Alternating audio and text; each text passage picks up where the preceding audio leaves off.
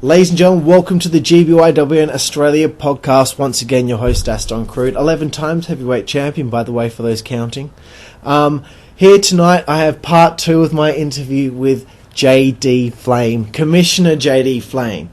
And we'll be talking about his time in WZWA. I would give you accolades of your time in WZWA, but Commissioner's the only title that you have won. It is indeed. But probably just as important as winning an actual championship. But it's allowed me to travel the world scouting talent for our premier federation. Yeah. Looking forward to the... More news to follow. Looking forward to the Enzo Amore debut. Good. Okay, so I'm not sure if you can recollect this memory, but when did you first feel interested in joining WZWA? Because there had been a few shows with some of ICWS's guys, like Alex Stone, Dan Zeppelin, SPWS, etc. Yeah. So, I mean, to set the context, because I think the context of our personal life was pretty integral to this, I joined WZWA in 2013, which was the year after I finished year 12. Okay. So one of the biggest things was I'm big about my academics, and that was now shafted. I was now in first year uni where nobody gives a fuck, so I was, except for me. Yeah. So I was much more chilled about not having academic commitments, and then for the first 6 months of 2013, basically all my friends went away to Israel except for me, because I didn't want to do that. And so I started to develop all these new interests and new things, and I had new friends, getting new friends and all that sort of stuff. And because it's interesting, by the time you join, Zippy and Delcano have already gone. They had popped in WZWA for a little bit, now they're gone. Yeah. And then I'm here, with someone totally new as well. But yeah, so it was integral. And so what really happened is I had so much spare time because I'm doing an arts degree at uni. I'm studying philosophy, so we don't have a lot of contact hours. So I started watching wrestling again, which I hadn't done since the mid-year 11. And you start watch wrestling, then you get into it, then you're like, oh, maybe I should watch some New Japan, so I'll get into that. Okay, and then, I started getting, I think when Barrett got back, because Zib went for 6 months, Barrett went for a year. When Barrett got back and I was watching NJPW and all these feds, and he's like, holy shit, man, I never thought I'd ever see you back into wrestling. But yeah, so it became significant for me again, to the point where I wanted to backyard wrestle again, and I had the time and I had the freedom to do it.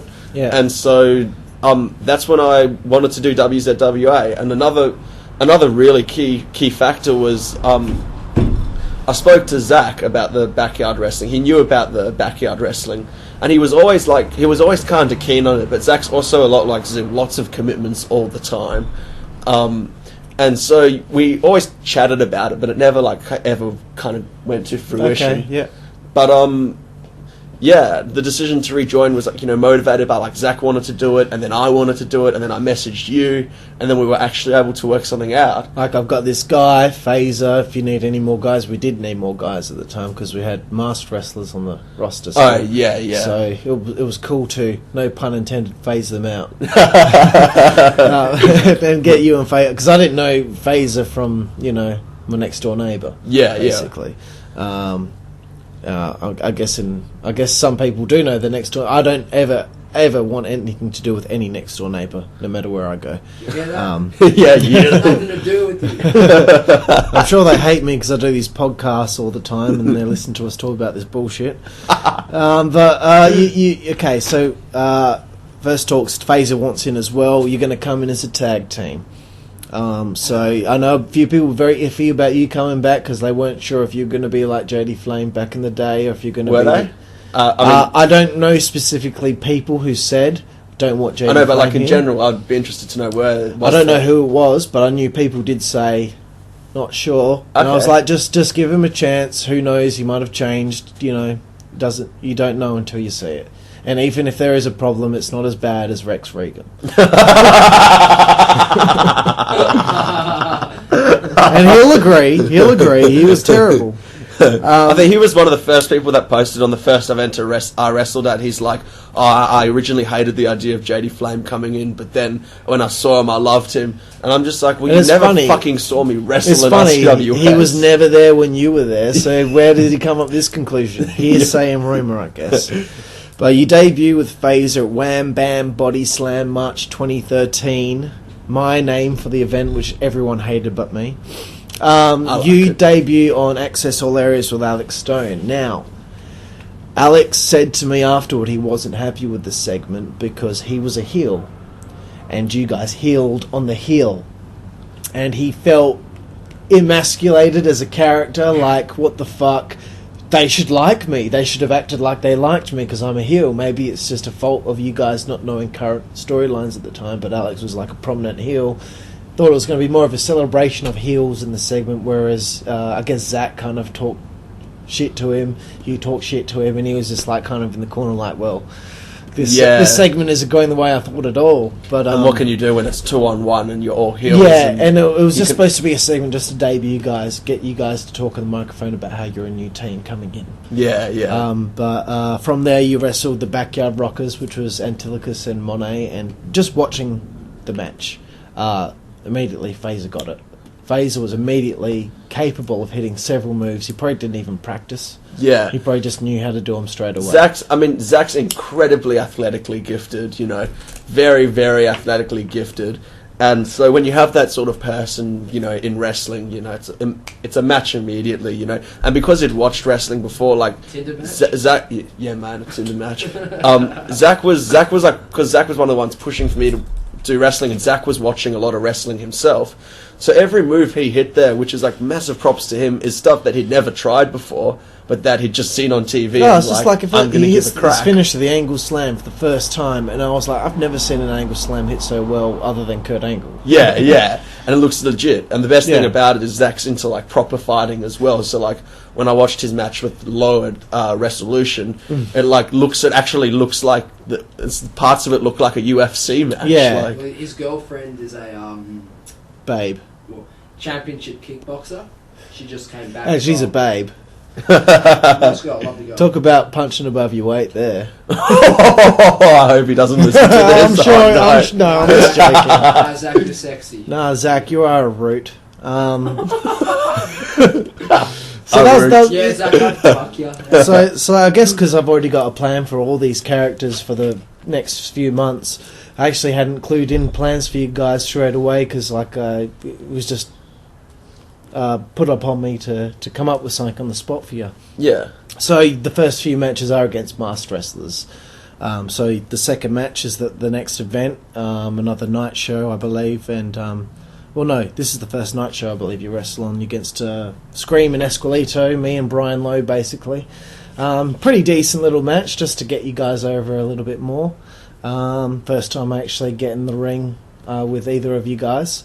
So do you remember that at all? Yeah, no, I do. I remember both those matches quite clearly, and particularly just not being upset that they were master wrestlers, because I realised, this wasn't JD Flame from 2011. This is like JD Flame 2013. I've grown up now, I'm not a little kid anymore.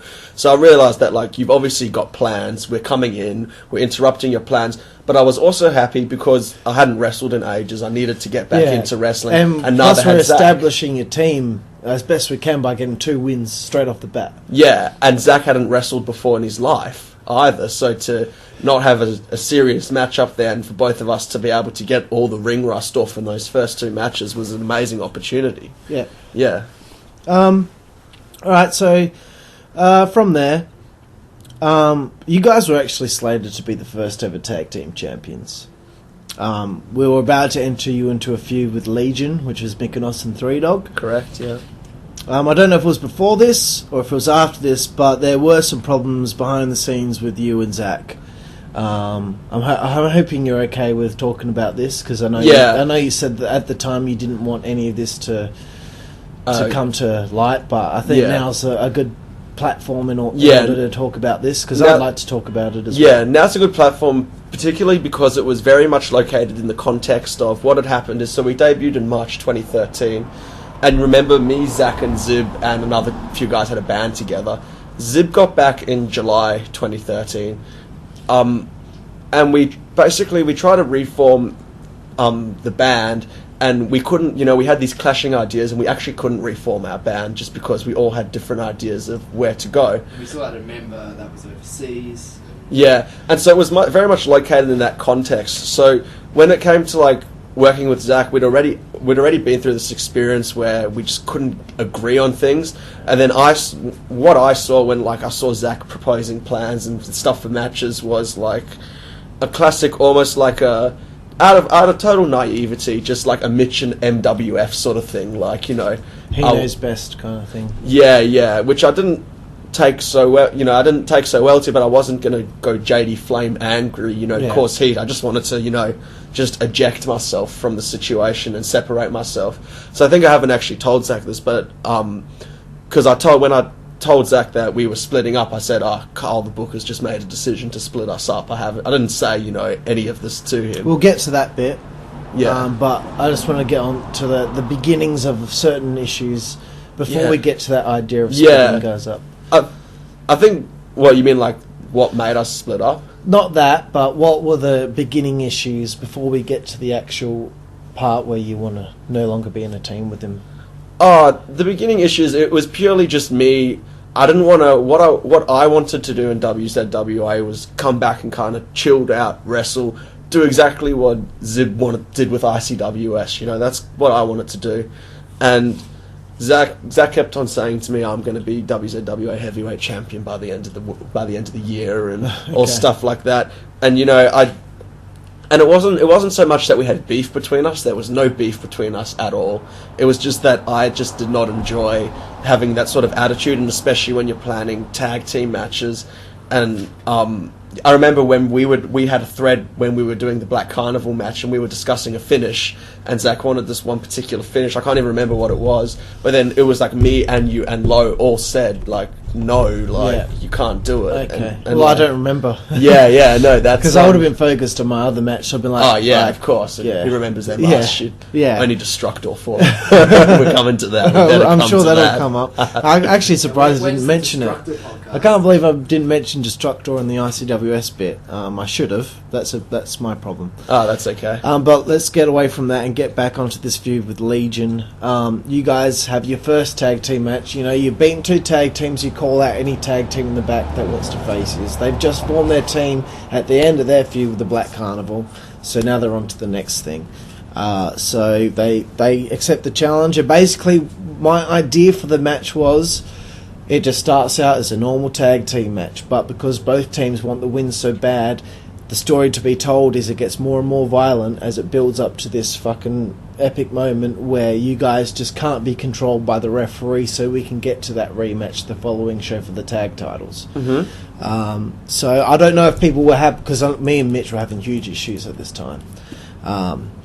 So I don't know if everyone was particularly happy with what was going on at the time, but that was the idea that was in place, is that we'll go to a double count out because you guys can't get in the ring and wrestle normally. You're fighting on the outside. But do you remember any? But that changed into them just clean winning, didn't it? Because of the the first one was just a double count out. Was it? And then the following show was a I'll get to it now. 2 out of 3 falls, a singles match with you and Mikanos, a singles match with Fazer and 3 Dog, and then if it was 1-1, then it will go to a tag team match. And just as the tag team match started, I came out and I said, I'm very impressed with you 2 teams right now.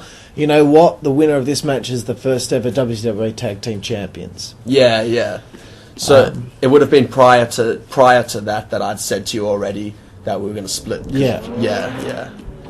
So anyway, do you have any memories of wrestling Mitch in that singles match and the 2 out of 3 falls match? I've like a general memory of wrestling Legion over the 2 or 3 matches that we had.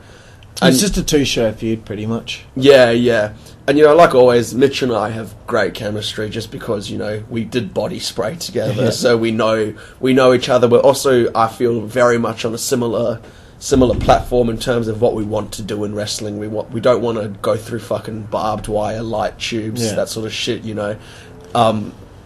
And so we worked really well together. Same with Three Dog, you know, awesome person, awesome guy, and Fazer as well gets on with everyone. So you know, I really have fond memories of that time because it's always fun to wrestle in the tag team division. Yeah. And I'd done it a lot as well, you know, in ICWS. So I could and Zach actually told me this afterwards that I actually taught him quite a lot of the psychology that just from wrestling, like in a tag team and that sort of thing, which was really nice to hear, you know, because, like, you know, to think that I've actually picked up something that I could transfer to someone else was really cool. And I'm sure Just Mike will feel the same about you, saying that you learned something from him. He probably would not even think that would have even been a possibility, and now you found out from someone else that they've learned from you, which must be pretty cool. Yeah, which was awesome. Yeah, so it was a whole time of just like learning, and you know, my whole attitude had changed towards it. I wanted to have fun. I wanted to like do my own thing, and you know, it was cool. And you know, I wasn't in any championship scene or anything, so I didn't feel any pressure. Yeah, and that sort of thing. And yeah, only fond memories. Okay, so before we get to this 2 out of 3 falls match, obviously you say to me on Facebook, I don't want to be in a tag team with Zach anymore. Please split us up. Yeah. Whereas the idea was you guys were going to continue as a team in the tag division. Pardon me. You're excused. But you said to me, this is a specific memory I have, Zach said he reckons he could book this better than you do. Zach is going to ask you within the next few days whether or not he can co-book WZWA with you. Did he actually ask you? No, he never did. Oh, okay. He did tell me that. And he did tell you that, and I thought to myself, dude, you only come for your match, basically. Why would I give you booking power with me if you're not there the whole show, every show, and you've only been here 3 shows? That's my thought process. And I guess at the time I was a bit sour on him because of you saying to me, oh, he's just a nightmare to deal with. I'm not enjoying myself. I want to enjoy myself. I'm trying to enjoy myself, but he's taking that away from me because he's complaining constantly. He thinks he's the best already. All this stuff. And I'm just like, wow. Like, every time I've interacted with him, he seems quite nice to me, but now he's saying things about my ability as a booker, which at that time I thought I was doing quite a good job as a booker. Yeah, I mean, Zach's very vocal with his opinions. You know, if he has, but he wasn't with me. He never said anything. That's interesting. To me. Because you warned me. You're like, within the next few days he's going to ask if he can co-book, and I'm like, I'm waiting on Facebook, rubbing my hands together. Can't wait to tell him no.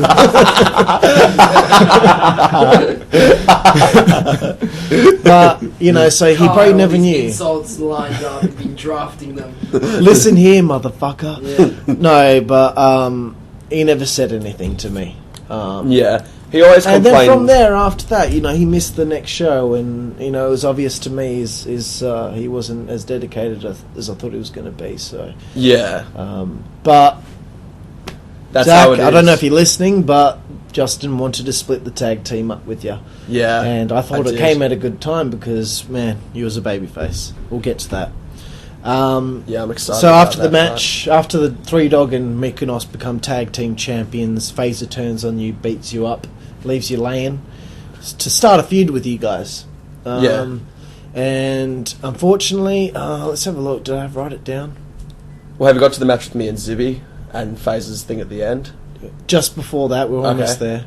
Okay, so the team is supposed to continue for longer. You're a baby face. I don't know what you do. I think maybe you couldn't come to the next show. You were going to come to the next show, but Fazer couldn't make it. So you were like, well, if he's not coming, then I've got nothing to do. Then don't worry about trying to fit me in. I'll just take the event off. Yeah. So there was an event where nothing happened with you guys, but that show he was supposed to get a win on you. And then we were going to go to the rematch at Hardcore Hell. That's right, and I remember specific bitching about the fact that we were going to do it so it would be 1-1, and it ended up being 0-1 in my favour. Yeah. And there was bitching on that. But it was his fault because he didn't show up to the show he's supposed to beat you at. So it's nothing against me or you or him. It's just, well, no, it is against him. Yeah, yeah, but like, you know, that's just how it worked. That's how it happened. We had the best of intentions. Yeah.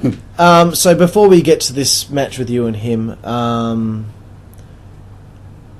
you wrestled Clint Marshall in his return to WZWA in what I watched it today, and I was like, So many matches have happened over the last 3 years. This is an underrated match. So underrated. It was It was a good match. It was so I remember good. we came out of that match being like, Jesus, that was a really good It was just match. like, And he I knew- didn't fuck up Yeah. once. The only fuck up was the cunt didn't fucking play Fazer's theme song when you got on the ropes the first time. Yeah. And you were waiting, and you were waiting, and you were waiting, and Zibby wasn't getting up. And then you were just like, get up, get up.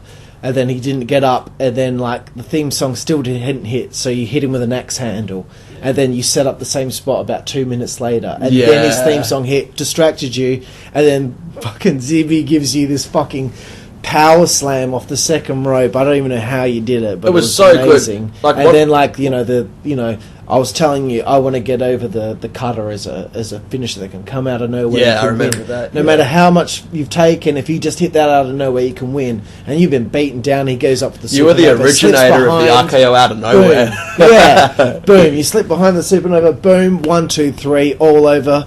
Clint Marshall turns heel after the match, which I thought was just the perfect way to turn him heel. Yeah. He hadn't been seen for 6 months. He's obviously had a change of attitude. Seems like he's a good guy. No, he's changed. Yeah. Leaves you laying, leaves the ring, and then there's that moment where he and Fazer had that one little glance at each other at the top of the ramp, and then he comes in and I've got written down stiff kendo shots. Yeah, no.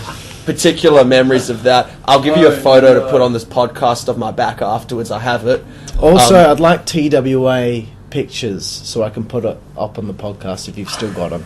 I found. Does YouTube delete your channel? Okay, I'm not going on about this. We'll No. talk about this after the Okay. podcast. All right. I don't think we have many photos. I thought you said We you do still have- had some of those pictures saved that you had Like logos. made- logos. Oh, yeah, I'd love to put those logos. We up also so have the people can Barrett see 'em. freakout save. We used to bully Barrett so badly, and one day, like, he was like freaking out. We just locked the door on him, and he was like smashing it with sticks I've and got like. it all on camera. We got it all on camera. Us being 12 Oh, years old. I don't know if like- we should put it up. Because No, he's, no, no. He's in No. a touchy state of mind at the moment. So No, I don't want to put it up. We're not gonna add No. filters. that's fine. But any TWA logos, I'd love to put them up. Yeah. But Cool. anyway, what were you saying?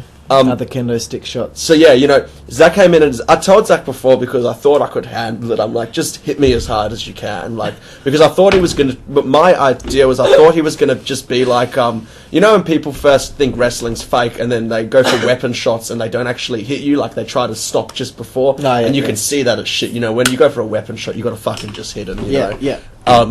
And I thought he was going to be like that. So I'm just like, man, you have to hit me properly. And then the Because original, I was backstage and I heard him from there, and I'm like, oh fuck. yeah. So he came out and There's so, heat here. There's got to be heat here. yeah, and it wasn't even like there was heat between us. There wasn't like any real heat. So he comes. The original plan was for him to hit the kendo stick shots, for me to be like completely out, and then for him to hit an angle slam on me. Yeah, because when I watched it today, I was waiting for him to hit it, but then he just walked off. Yeah, and and I feel so bad about this because as he was meant to hit the angle slam, I like turned around and I'm like, enough. And he thought, and I could see you can see when you watch a video on his face, and he told me afterwards he thought he'd actually like legit injured me, Oh, okay. like properly, and he felt like so bad before it.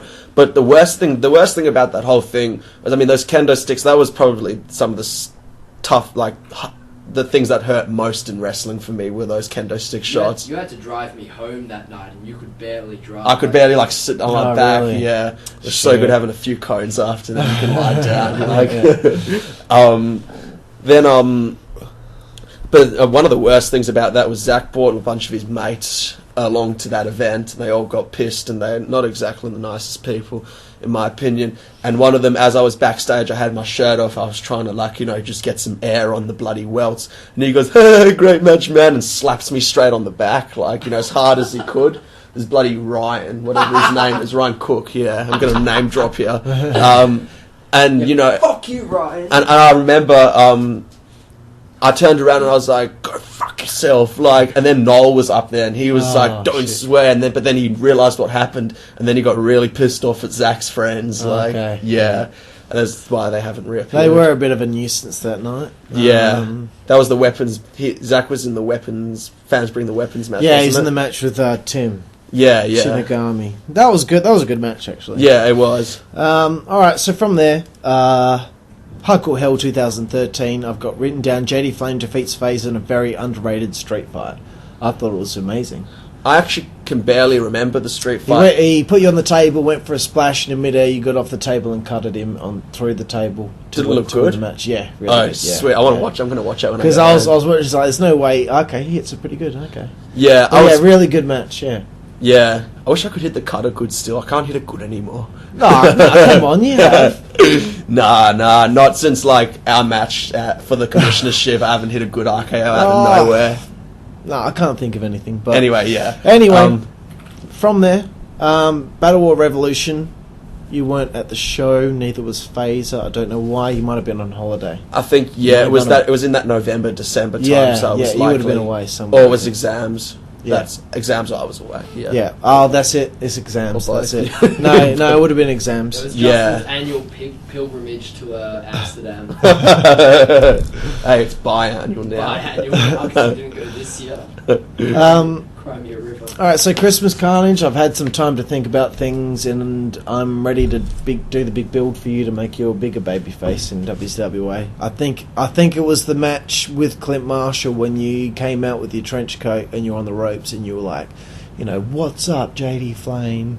And I was like, he could be like a huge babyface in WZWA. This is his first proper match as a babyface. He could be big. And I knew that I was going to face turn because we'd spoke about it before. And I had in my head, I just didn't know what to do, because I'd never ever been face in my career. I'd always been heel, so I didn't know what to do because I knew from experience of looking at people, you can't come out and be like, oh, now I'm a face, I'm happy, my whole character's changed. You have to stick with it. Yeah. And so I decided to just stick with JD Flame, just making Still acting like JD Flame, just not hating on everyone. yeah, and just not like telling everyone all that to get energy, just you still do it, even as a baby as a face, yeah. And Christmas Carnage 2013, the big angle begins. You join the Elite Alliance for about 15 seconds, and you hit the cutter on Ryan Tate.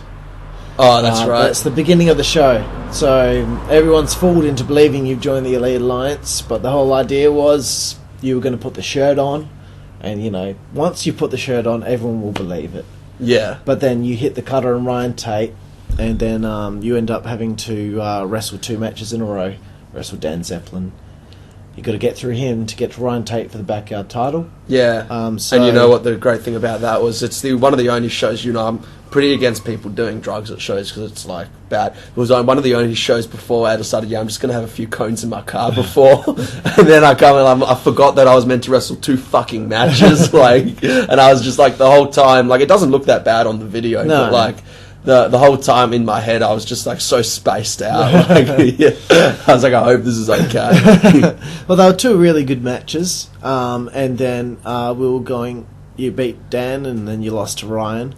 Then Resolution 2 comes up. I've watched that so many times. You and Dan Zeppelin in the Cannibals rules match. Yeah, but even first before that, when I came out, when you guys mystery opponent thing, yeah. with the Mike Del Carno thing. That's like the archetypal thing I show people because I loved it at Resolution 2. We had a big crowd, and we and everyone was into it, and we had a fucking cool setup as well. Yeah. Despite the fact that backstage there was that ladder that was impossible to get onto the stage. And then from when you get up, it's and like the curtain is like something you can fucking. It's like going die through on. a dog door, But I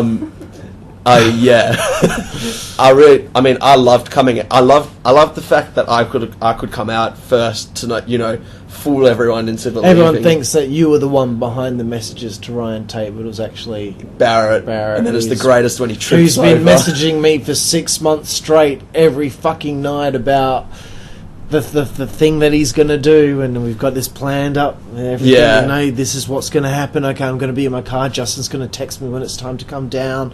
And then it finally happens after 6 months of waiting, and he falls over in his entrance. And It's and like, this shit.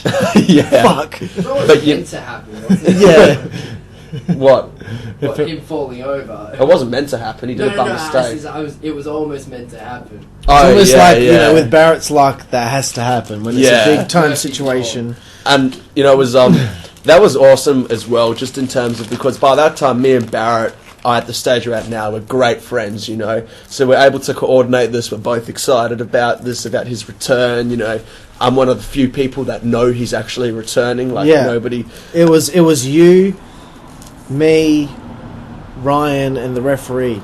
And then then we told the person, Jack was doing music, and then we told him just before what was happening. Yeah.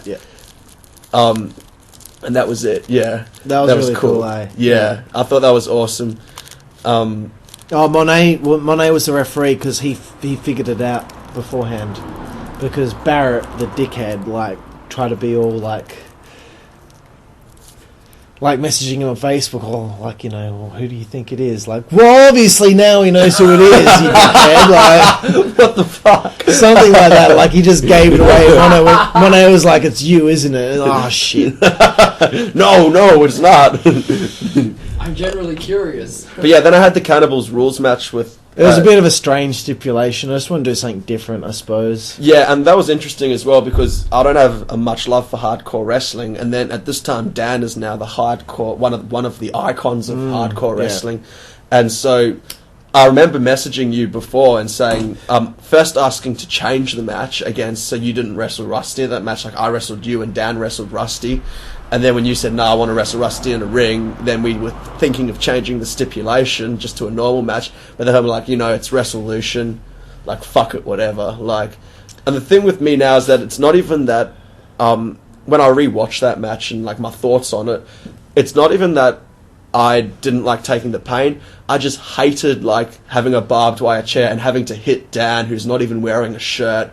As hard, doing a proper chair shot, so you can see all my chair shots are weak, and then when we were in the match, actually, the point where I handcuffed Dan to the post, and I did kendo stick shots to the front. He goes to me before he goes, don't hit hard, and I was like, oh shit, if Dan's saying don't hit hard, I don't want to hurt him, so that's probably the part I dislike the most. I don't mind now going through pain, whatever, but I hate putting other people through pain. Fair enough. Yeah.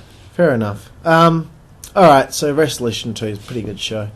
We move on there. I've actually just chimed this in because you've wrestled Dan Zeppelin a few times at this point now. I want to know what your thoughts are on Dan Zeppelin's legacy in backyard wrestling and what you think he means to backyard wrestling. It's interesting. I think my perceptions of him, at least when I first joined WZWA, is he was huge in ICWS. But he was ICWS. He was ICWS. Yeah. He was the heart of it, Yeah, and then when I came to WZWA, he was another wrestler, on the card. Which is why I made him heavyweight champion, because I want to remind everyone Dan Zeppelin's a big deal. Yeah, exactly. He was a big deal when I first got to ICWS, and I just want to remind everyone he still is a big deal. Yeah, so I think definitely he's left, one hell of a legacy. I mean, if you can have a house that you can open up to people like us and have us over and stuff, you're gonna have a legacy, you know. And what he's done, his own personal career, and the thing that impressed me the most after our match, and it's an idea that I actually want to carry forward. I've intended to carry forward. I've just been too fucking lazy. After the match, he goes, "Oh, what did you think about working with me? What are some things you like? What are some things you didn't like?" And I'm like, hey, this is a really good idea after every match to message my opponent so I can actually get feedback from the opponent, because most of the people don't really watch the match, that's going on. But people will be yakking and doing their own DJ will be checking Facebook, Zibby will be on Tinder. Yeah. No, I'll be at the Tinder girl's house. I won't even be there. That's why you leave shows early. Sorry guys, can't wrestle next show. I've injured my thumb. Injured your fist. Yeah. But really, and that was one of the best things like in pro wrestling that I've seen from someone, just coming and asking for the feedback, and that I could give him the feedback, and then we could actually have a discussion. Are you trying to touch my foot on purpose? Sorry. Okay. Sorry. Are you trying to tell me something? And I thought that was great. So I have so much respect for him as well, because he's also one of those guys that, he's never ever, on the thread involved in the arguments. And never. Dan's so chill, man. He's so chill. He's so easy. It's just there are times where he's like, I haven't won a match in a while, I might need to win this one. I'm like, yeah, no, good point. Yeah. And that's what I love, have that legacy behind him. So yeah, I thoroughly enjoyed wrestling Dan throughout, the whole feud with the Elite Alliance. And the same with Ryan and with you, but we'll get on to me and you later. Well, you wrestled Dan again. It's a 4-way the next show with Delcano, Dan Zeppelin, and Acid. Ryan unfortunately did tear a muscle in your shoulder the previous event at Resolution. So it was supposed to be you, Zeppelin, Tate, and Delcano in a 4-way, but Tate had to pull out, so Acid did double duty and wrestled. I think he wrestled DK Joker during the show, and he wrestled in the 4-way. So do you have any memories of the 4-way? All I remember from the 4-way, I just remember Delcano not being happy with it. I think he thought it was a bit of a clusterfuck, type of thing. Yeah, I think it was. I don't have too many memories. The only memory that sticks out to me the most, and this, I'm sure Acid's not ever going to listen to this, so it's fine. But just the unsafeness of the way he wrestled, like when he'd lock in a headlock. Well, he'd only just really come back, and he wasn't really. When I wrestled him in his comeback match, and I got clotheslined in the throat twice. So yeah, and you could and like when he did like a suplex, for example, you know, when you do a headlock, you're not meant to full on fucking choke them out and do it. He'd I just remember my neck being thrust over, that sort of thing. That's the only memories that I think I was the first. It was an elimination match, and I was the first person eliminated. Is this match elimination? Because it should be. You're not at the next show, WZWA Pro Wrestling. I don't know why. I assume it's holiday. What month was it? If it was near July or near December, it would have been. It would have been the third show of the year, so it would have been either March or April. Okay, so I probably had something random on. I can't remember. Whatever it is, you're not there. That's the show where beforehand I suspend you. Yeah.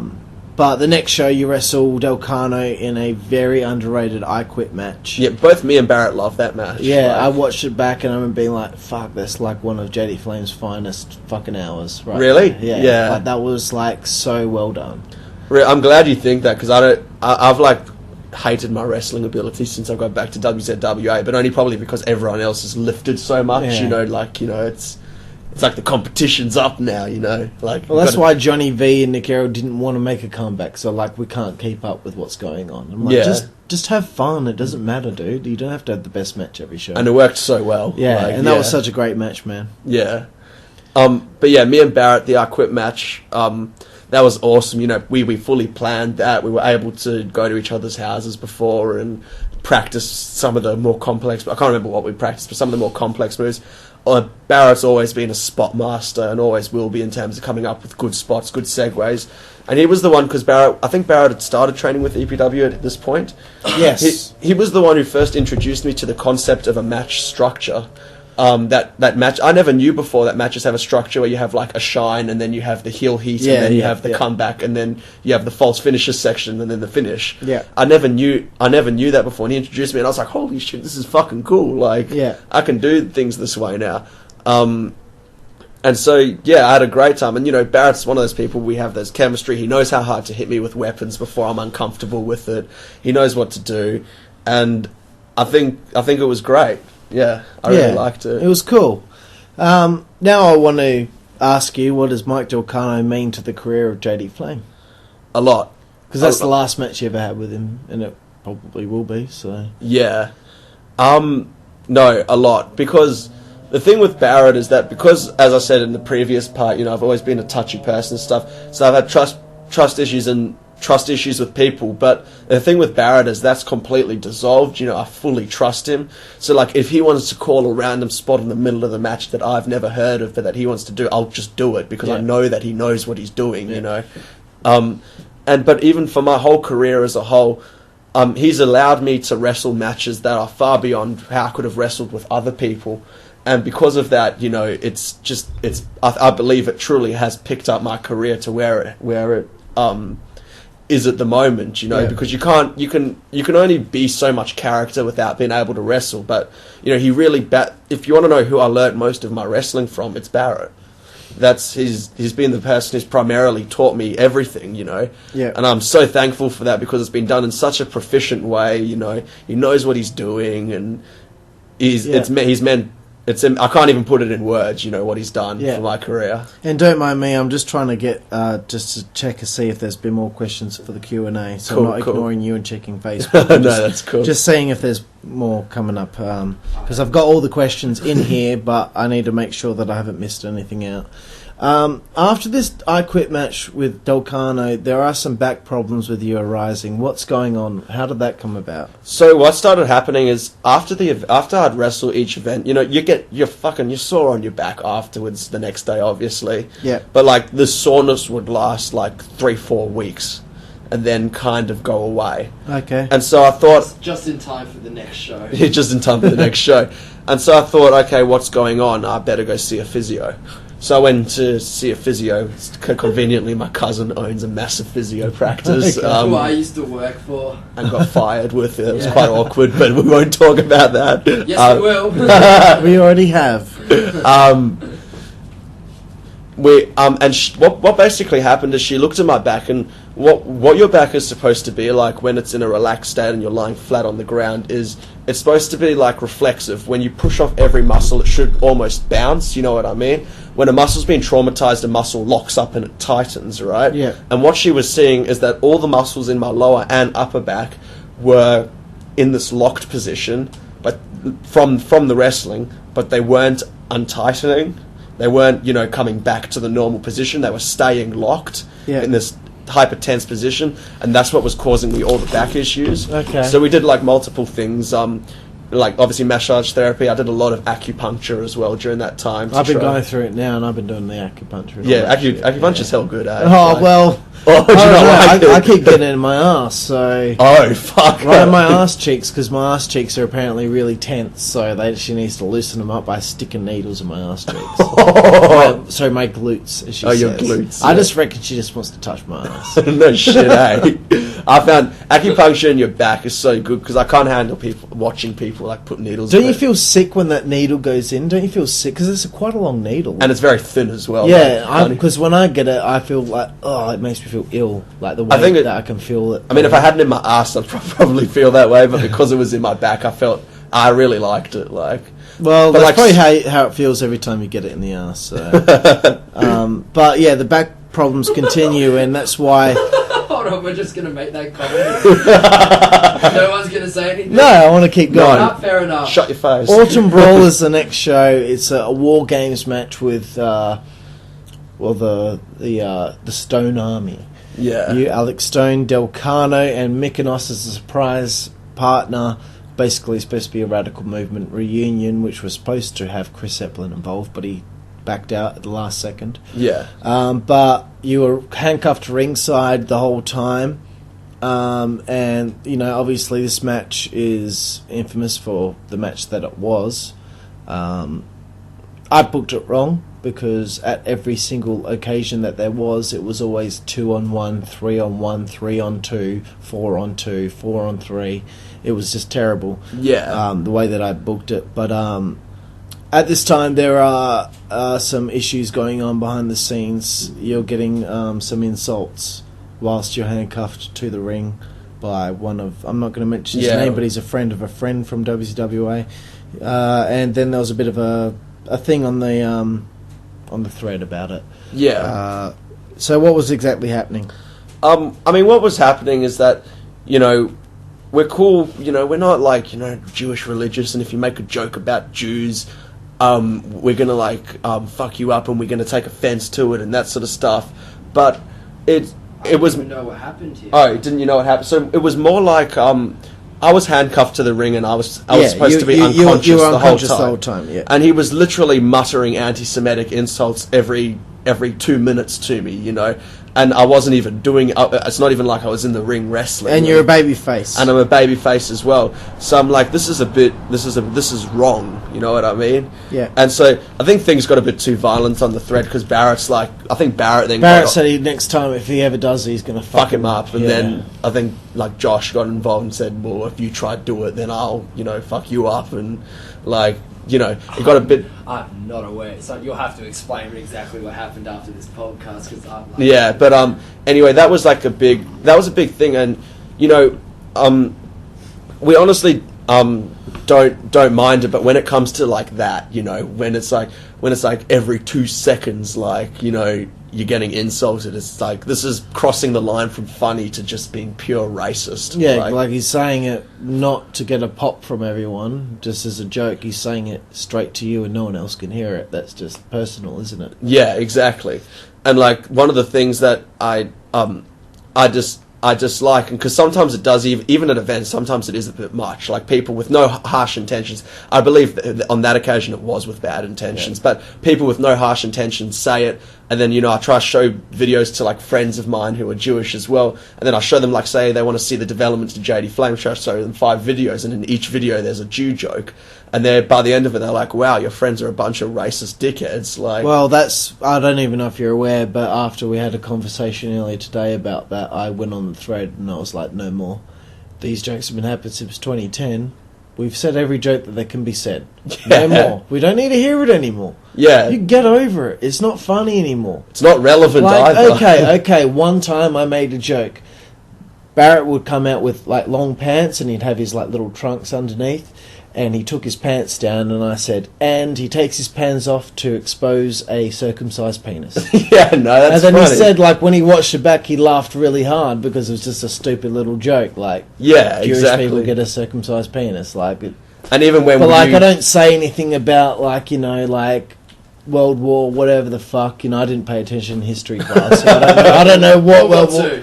Well, I didn't. So, but I never say anything about that kind of stuff. But I did say, you know, enough is enough. 5 years of those jokes. We've heard every joke there needs to be said. Some have been offensive, some haven't. And I'm sure when you asked people for the Q&A questions, there were a couple of no, because I said no. I said no joke questions. We're limited on time. I don't want to sift through bullshit. Yeah. So, and if you do it, I'm just going to delete it. Yeah, but like, I don't want any of that anymore. I'm over it, and just hearing that a friend of mine who's been doing this for so long, and everyone seems to respect. He can't even show his family his stuff because people keep saying things. That's the annoying thing. To know that your family's actually keen to watch your wrestling. And can't because of this fucking factor. It's like, alright, enough is enough. 5 years is enough. Yeah. Let's just forget about, you know, we don't care what religion or creed anyone is. Yeah, exactly. You know, if they are who they are. That's it. Doesn't matter. But like, to have to keep making the comment. It's like every time I go out there, someone mentions my bald spot. Okay, I get a bit annoyed about it, but it's been about 2 years of bald spot jokes. It's like, okay, it was funny maybe at first, but now maybe get over it. Okay, I know I'm balding. I don't want to be balding, but I know that it's happening to me. But you know, I've got to get over it. And the last thing I want is to be reminded about it. Yeah, exactly. You know, when it turns from... Thank you. No, I'm aware. So it's exactly, you know, where it turns from joke to not joke, and it's just the repetition of it. It's just the repetition, basically. Yeah. Like, I was lighthearted about the balding jokes at first, but, you know, just the last ICWS show, it was said again. I'm like, just... Shut the fuck up. Alright, I get it, okay? I get it. I don't feel fucking great about it. If I had an acne problem, I wouldn't want people fucking bringing it up every now and I think a balding problem is similar to an acne problem. You know? And I think it's a physical thing. We can always draw a similar parity to when Barra came out and everyone started chanting diabetes. That's when I said no more diabetes chants, and we hadn't heard that in a long time. I was like, no more. You know? Yeah. Because I didn't even know if he had diabetes. I didn't know. I never asked him, but I assumed he might have had it. I don't know. No, it could have been true. Because I didn't know if that's why people chanted it, because I was never privy to whatever was going on. But I said, no diabetes chants, I don't want it. Yeah. It's not a nice thing. Anyway, let's get back into something a bit more positive. From here, obviously you and I are talking about you lessening your wrestling. Yep. So I think you pitched to me the idea of being commissioner. I think I pitched... I was really nervous at the time that I pitched it. The going plan was I lose at a resolution and the franchise become the commissioner, which would have been terrible. Yeah. But you pitched to me to become commissioner, and straight away I'm like, you know what, that's actually fucking good, but we're going to have to do a co-commissioner thing so there's something on the line at resolution. Yeah. And that's where the compromise becomes. Why were you nervous about that? I was nervous about that just because I didn't want to seem like... I didn't want to seem like the old JD Flame, like trying to be pushy for things, and it's like almost asking like for a title, like like I felt like that, and I didn't want to come across, especially because like I deserve this position, especially because you were the booker and the commissioner, so it's like trying to tell the title holder who also books, I want your title, and you know, so I was like a bit nervous about it. I didn't want to piss you off or anything, so but you know, I thought I may as well just fucking, you know, I pitch it pisses you off, whatever. It doesn't. And I was really, I was so happy when you took to the idea. I was, like, unbelievably happy. Well, the initial idea for Resolution was actually the franchise has to wrestle Acid and Ryan Tate in singles matches, and if they get through them, they face me and Dan Zeppelin in a tag team match. And Blade was actually going to wrestle Kilowatt Chaos in a singles match. Yeah. But then, because of the commissioner thing with you, I was like, you know what, a 6-man instead. We'll put Blade in there with us. And we can do the franchise. Yeah. So that was the going idea. But then when you came on board with your commissioner thing, it changed everything. So. And I thought, because I didn't know what I wanted, because I wanted to still be part of WZWA, but I knew that I can't wrestle. Like, I can wrestle once every, like, 3-4 months. I can't wrestle every month or any interval closer than that, you know. He's the Brock Lesnar of WZWA. Yeah, my per appearance rate is climbing.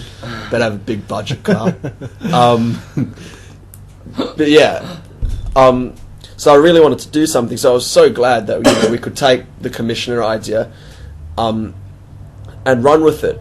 And I rewatched our entire match today for the commissionership of the company. Me too, yeah. And it was I loved that. Just the promos beforehand, what went on afterwards. So passionate and felt real, you know. Yeah, and that's probably what I consider one of my last good wrestling performances to this date. Well, I was very, very proud of that match. I just thought we just clicked. I don't even know how we just clicked. You know, I don't think we planned too much except for the last sequence of the match. Other than that, it was all called in the ring.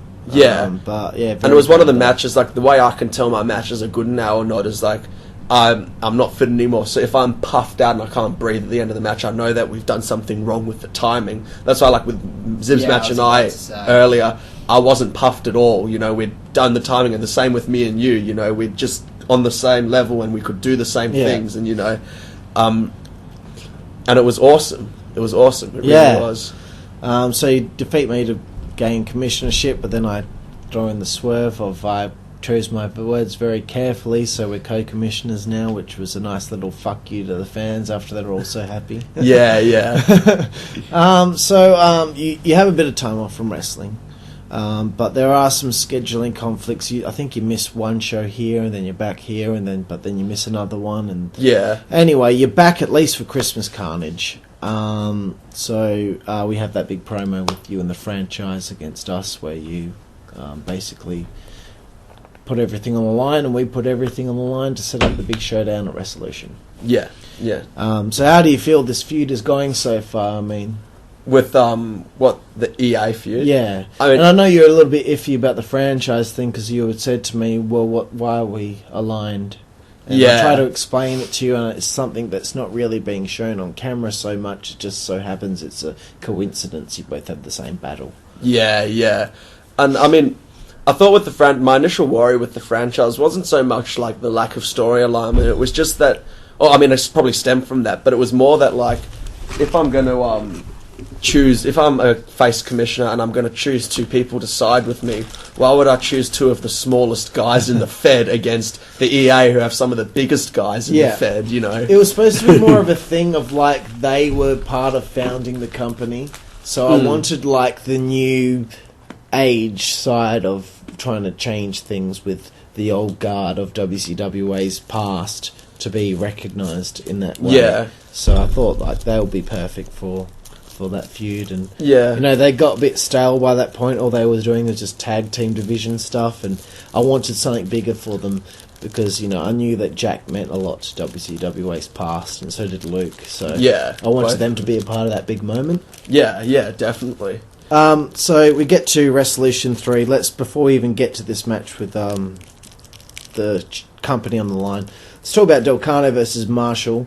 One of the most hyped matches of all time, because everyone knows what they can do, and they've seen what they've done in ICWS, and everyone was just fucking ready for this match. Your thoughts on watching it unfold and the unfortunate circumstance, then afterwards seeing where they were on the spot list. Yeah, I know. I'll get way into that. You know, yeah.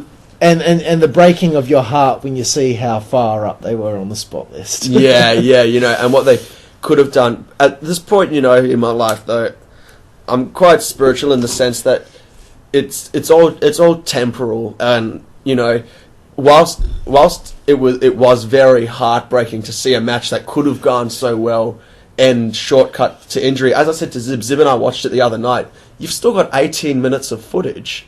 You've still got 15 minutes, and you still have fucking awesome things to put in there. You know what I mean? And it's still like if that was supposed to end when it did, it was still a fucking awesome match. Yeah, it was still a 5-star match. You know, and I think the ending was awesome because you could see Barrett was in so much fucking pain, but he was still getting up and like trying to fight Zib, and like you could hear he was like almost like crying, like you know, and then Zib just hits the supernova driver. Yeah, the first time he's ever hit it, right? And it's just brutal. Although sometimes it was he didn't mean to, but it actually was a supernova driver. This one we actually planned, but it wasn't on marble floor. So. Justin was telling me as well. Apparently the angle that the film gets it on doesn't do it justice. I've been told that it was like front on, it was much more brutal. That's where I was sitting, and I was like, oh, fuck. It was fucked, man. And I was just sitting there just like, oh, man, I know that they were going to go longer. Something must have gone wrong, because I thought his foot hit the top of the post. I didn't realise it was his shin. So. Oh, really? Yeah. So I was thinking this match would go longer. But it's a pity that the camera angle also doesn't even do that injury justice, because the camera was on the other side. Yeah, of the you ring at the time. You can't even see it. You can just hear like a little pop, but it's nothing different to. Poor guy. You know, this is supposed to be his like grand exit from backyard wrestling. And he loves it so much. I think he wanted the best match ever. Yeah, exactly. Yeah, and you know, especially Barrett, they're like, you know, this is his thing. He loves it so much, you know, above everything. And I felt heartbroken for him. Yeah. But you know, as I said, you know, this has happened. This is the situation where you have to just move on. You know, like, and that's what's happened. Yeah. All right, so we get to later in the show. A little bit of turmoil behind the scenes. There's some cunts. A few doors down, pelting bottles. After I finish my match with Johnny V, and a bottle apparently just misses my head as I'm laying on the mat. Yeah, I hear that as well. I'm backstage, busy getting ready. So we're all like on edge basically when we're going out there, because we know that there's people out there. Attack. But we got Noel who's heading that way to fucking sort him out. So like, okay, things should be all good. Heading that way. Yeah. Yeah, I was most. I told you about the plan beforehand. How did you feel about the whole diffuser thing? Oh, I loved it because I wanted to be like, you're using our tactic against us by getting your own insurance policy. I had this idea 6 months in advance, you know. Yeah, I was worried because remember when the initial idea was for Tim to be the fourth member of our team. Yeah, and he was going to turn on you during the match, join EA, and then you guys still win, and then he's got to account for his actions the next show and say I'm sorry and try and get people's respect and trust back, but then fail, so he just goes on being a heel, but he bailed at the last minute. Yeah. But I'm almost glad that he did, because the way the match worked in terms of the dynamics with Diffuser, because it was already 4-on-3, I reckon it worked really well. I thought the story was told perfectly, despite the fact we didn't even get the chance to plan the match beforehand. We had the turmoil going on with that cunt at the neighbouring house. The biggest thing I was worried about the turmoil was just because I know Jack was getting really revved up about it, and I didn't want him to suddenly just bail on the match or just say fuck it and not do it. Like, you know, I really wanted him to just get his head in the game and do it. And there's me with all of us. We're in a circle, and I'm like, just shut up, just stop. This is the plan. This is how we're doing it. All right. This is what's going to happen. The hot tag will come in here. You'll get cut off. Blah blah blah. You know, I'm just rattling off shit off the top of my head. Yeah. This is the skills I learned playing figurine wrestling. Yeah. Coming up with shit on the top of my head at the time. Alright, this is what's going to happen. JD Flame will get the hot tag. Boom, boom, boom. He'll go for the cutter, hit the cutter, or he'll miss the cutter, then I'll hit the cutter on him, or whatever happened. Yeah. And then you hit a second cutter, and then that's when all the shit would shit went down. As soon as he hits the second cutter, you all rush in. We'll do a big schmoz. We'll beat them down. Once I yell out, it's all over, we cut the lights, out comes Diffuser. Bonner's in his car. He's been waiting in his car 25 minutes. You know, and you know, it's just 15 minutes before the match. He's waiting in his car, and I'm like, just wait, dude. Hold on. And I'm getting Just Mike, who's on music, to text him when it's time. Yeah. So anyway, the match. I was in terms of how everyone performed and how it looks on a recap, awesome. And I thought the match in general was still awesome. I love that Monet's nose was broken within the first 10 seconds. that's what I always when I show people wrestling. Like that's one of the things I always show is that actually broken. Yeah. And you know, because it was so stiff, and you can see them when they're kicking each other. You know, they're not even slapping their legs. It's just the sounds coming from them booting each other. Those two are just. I thought they went in great. Level. Yeah, I thought Jack's performance seemed very distracted during it, and I thought he didn't do justice to himself in the way he could have performed.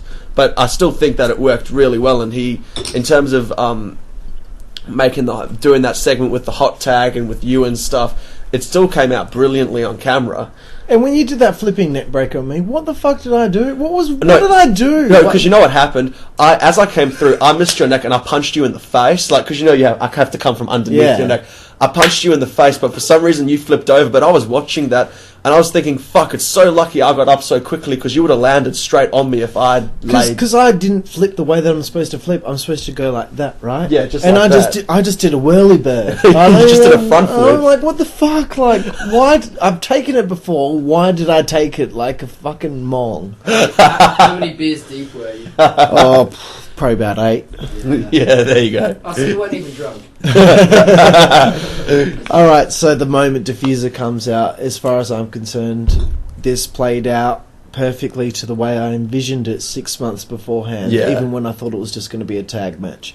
It was going to be the choke slam on Ryan through a table on the outside. Which was fucking brutal. He was going to choke slam Acid as well, but, you know, by that point he'd left. Yeah. But, you know, the powerbomb to Dan Zeppelin, Diffuser said in his podcast, by the time he had started to lift him, he was already up there. And he couldn't believe how light he was, and he killed him with that powerbomb. Oh, that's brutal. At this point, Nick Airy was retired. He had his last match with Kai Fusion during the show.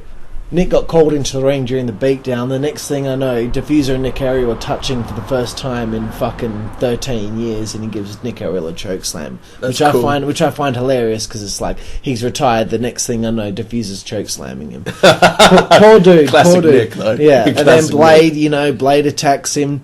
Diffuser no sells the first time that Blade's ever done anything, and he actually Samoan drops him. Man, no one can pick Blade up. That Samoan drop, though, like, I always think that was on the brink of danger, because you watch Bonner's back as he goes, and it's like it's curving, you're not falling with him. And I'm like, please don't fucking he managed to fucking do it, and props to him, and then I just get and killed. Your performance was brilliant. That's something crying and I begging. made myself cry. Please, Diffuser, don't do it, please. Oh my god, it's brilliant. That's one of the things. That finishing segment of the match is also one of the things. I think the adrenaline that was going through my body at the time helped. It helped me cry. Yeah, I was actually make tears stream down my face, and afterward I was like, I can't believe I did it. That's what I wanted to happen, and I managed to make it happen. Yeah, and it was even better because the original plan was for Diffuser to drag me onto you, but instead he forgot to do that. Yeah. Instead, I crawled onto you. I thought that was even better because it made me look stronger. Like, in a sense, I wasn't thrown onto him. I got the pinfall still, and I loved that match, despite the lack of planning and all the shit that went on before it and stuff. I absolutely loved that match. And when Clash of the Triads, that's something that we had 6-man tags, but we never really had much experience in it, but we did a good job. Yeah, exactly. And one thing I do want to mention about Diffuser is he is such a performer. He hits the Samoan drop on Blade. He doesn't immediately turn to me and go to me. He stops and he makes the slow turn. It's like those nuances that really make a performance. Really make the performance what it is.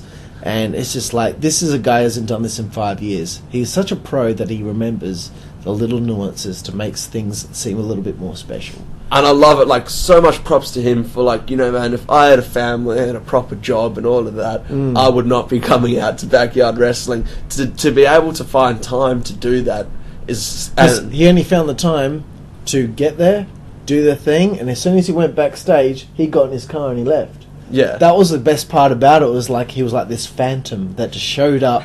People go backstage to greet him and say hello, and that was so great. And he was already gone. Yeah, how good it is was that? so Like, good. Where's the user? He was never he was here. never, you know, Gone. it's like as a forever. ghost, you know.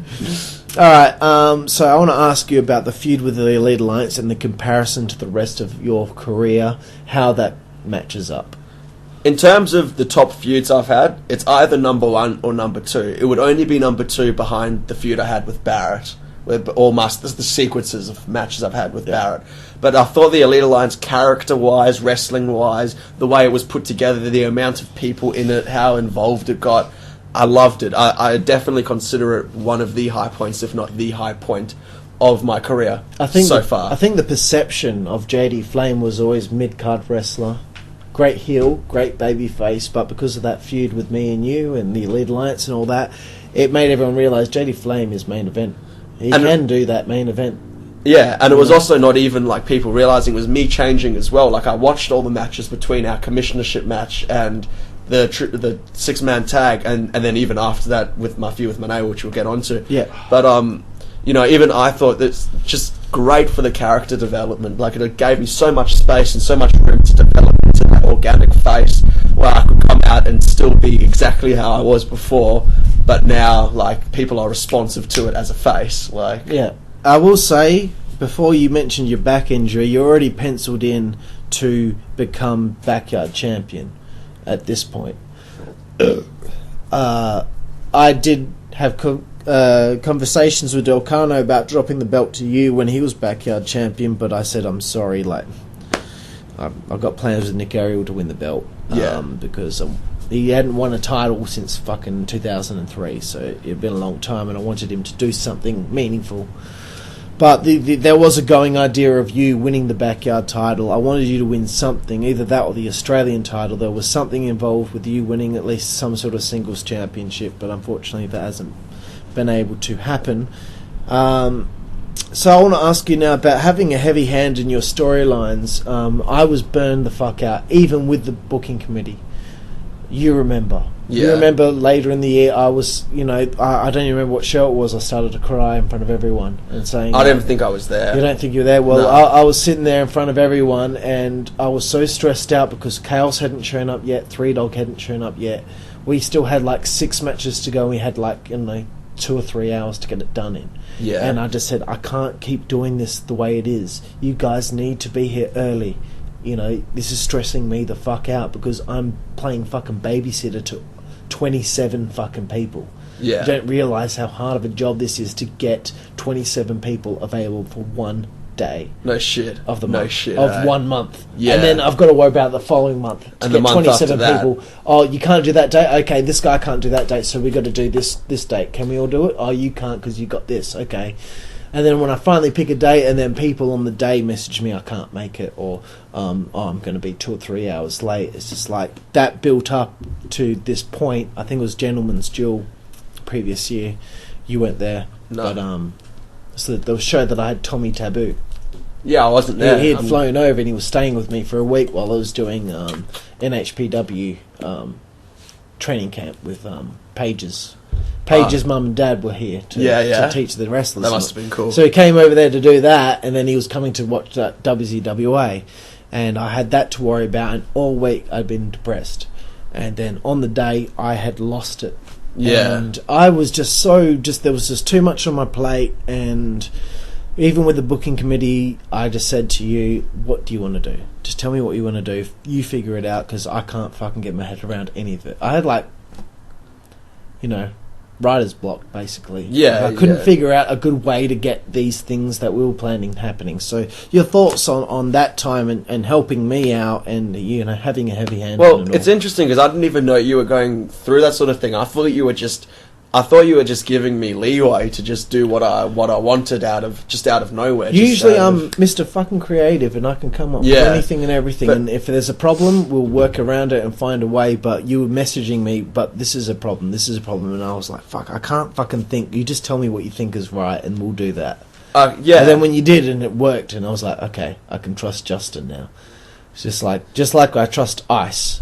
When I say to him, what do you want to do? Then he'll come up with it and it'll be great.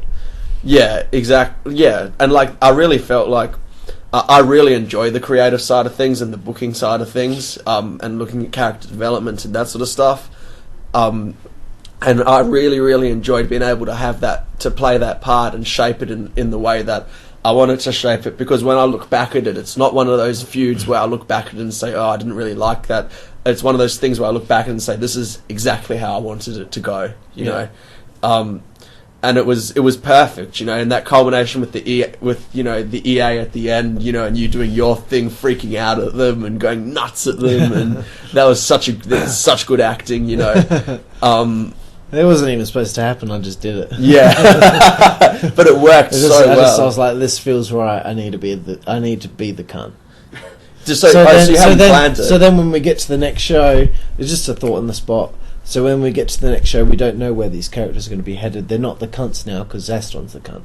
Yeah. So you don't know if Dan's going to turn babyface or if Ryan's going to or if Blaze going to turn babyface. You don't know. So the next show was when we kind of moved it on from there, and me trying to make it up to them, but I fucking fail again. Yeah. You know. Was the next show? The next show was the show that we'd been told. Next show was Hard Time 4, and we'd been told previously by Jack that we were folding. And that was our second last show. We're going to do that, and then we're going to have one more show, Curtain Call. Yeah. So what were your thoughts on all that going down? You know, because every time I do these write-ups on what I'm going to ask, I always omit that because I don't want to remember it. But that was terrible, you know. Yeah, no, it was, and just that event, particularly, you know, you could feel the energy from the people. You know, it had just dropped. And my thoughts during that time was that, like, look, so this is the start of this year. We're talking about, okay, we're in the right year now. Yeah. So my thoughts were like, look, this I really believed it was because it all hinged on Jack, you know, whether Jack can do it or not. It's his fucking house. And, you know, when I was seeing this attitude from Jack and this sort of thing, I truly believed it was a sinking ship. And I just said to myself after Hard Time 4, when I said to you that, you know, I want to stop. This is it.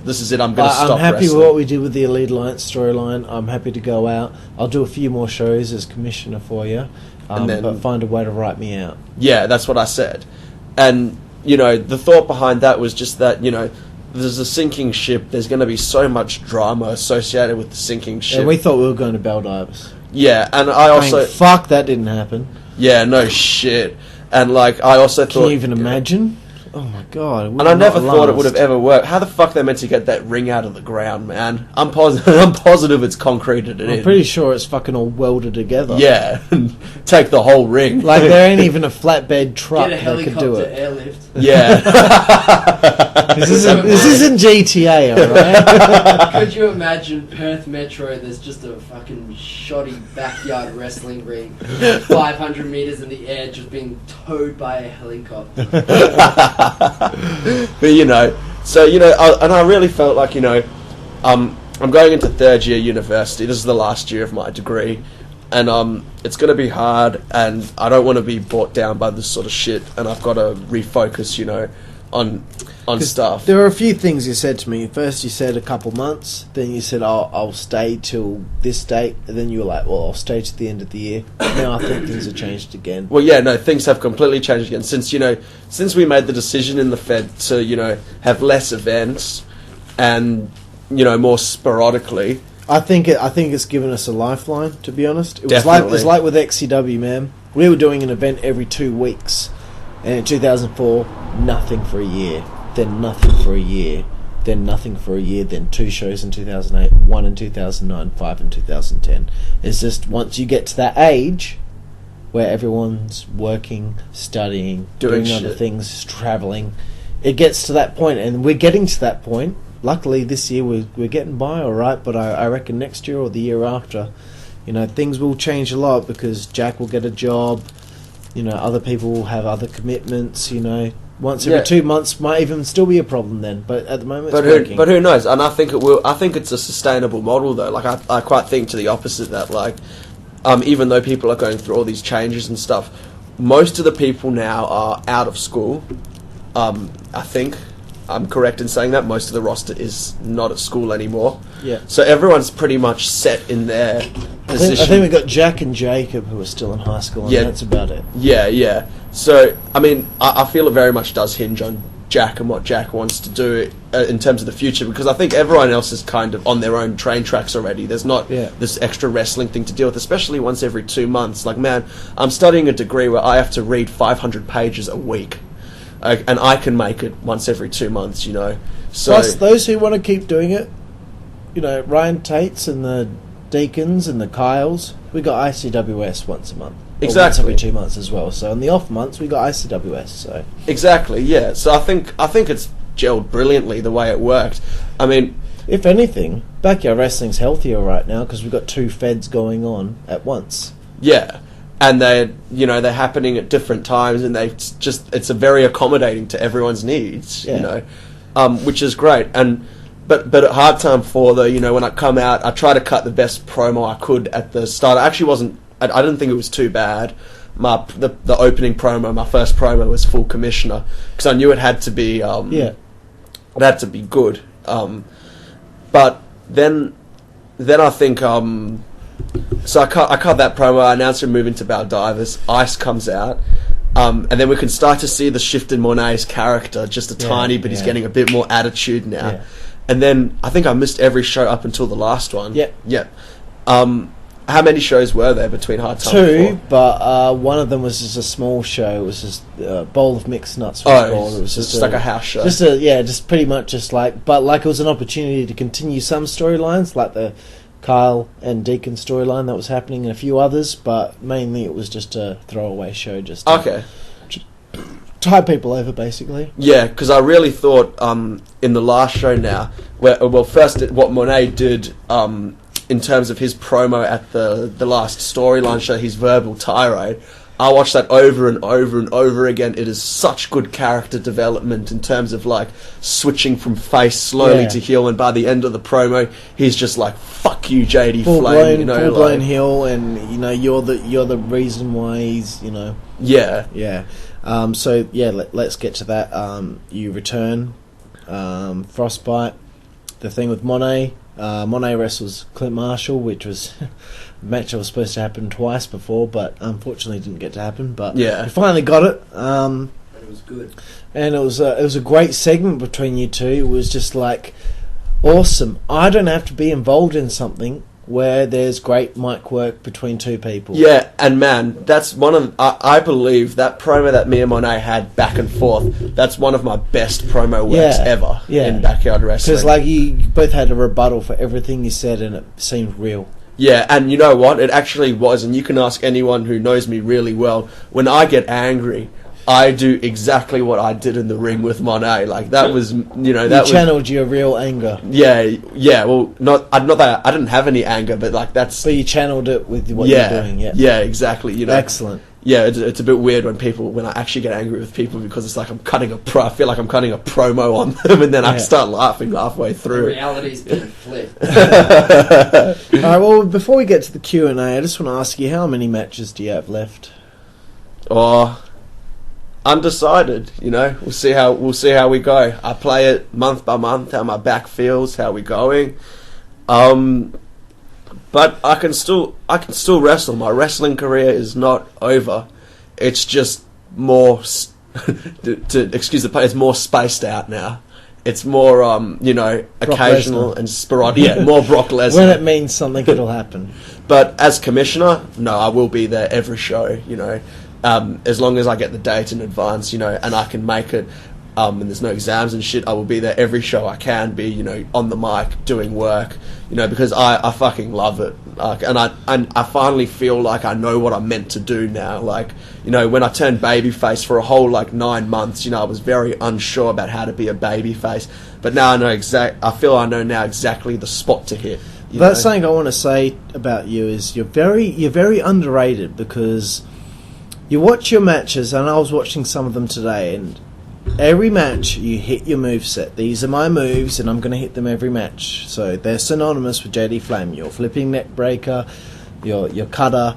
You used to do the swanton off the ladder in ICWS quite a lot. Used to do the tornado DDT. And I'm thinking bringing. But yeah, no spoilers. But I think you're very underrated because you were such a natural heel. But then when you turn babyface, you were such a natural babyface. And I think a lot of people need to take the time to really appreciate that you were actually able to take both dispositions of a character and do them justice perfectly. Some people have failed as a heel. Some people have failed as a babyface. Like, I'm not going to give examples. Yeah, no, don't. But some people haven't been able to do it. But you've been able to take both and make them your own. And I think that, really people should recognise what you've done in backyard wrestling as far as those two things are concerned, those two factors, and you've been able to do them to the best of your ability and get everything that you're involved with over. And I think it's really cool. I'm not even fussed that people recognise me for it or not, because I am. So fucking listen. I'm just so proud within myself because I do wrestling mostly these days. For my own, I'm not. It's not like the old days where it's part of the social group to do it, and you need to continue the social group. I'm my own individual now, and so when I look at my own progress and that sort of stuff, I'm very proud of myself. I don't need recognition from others to feel good.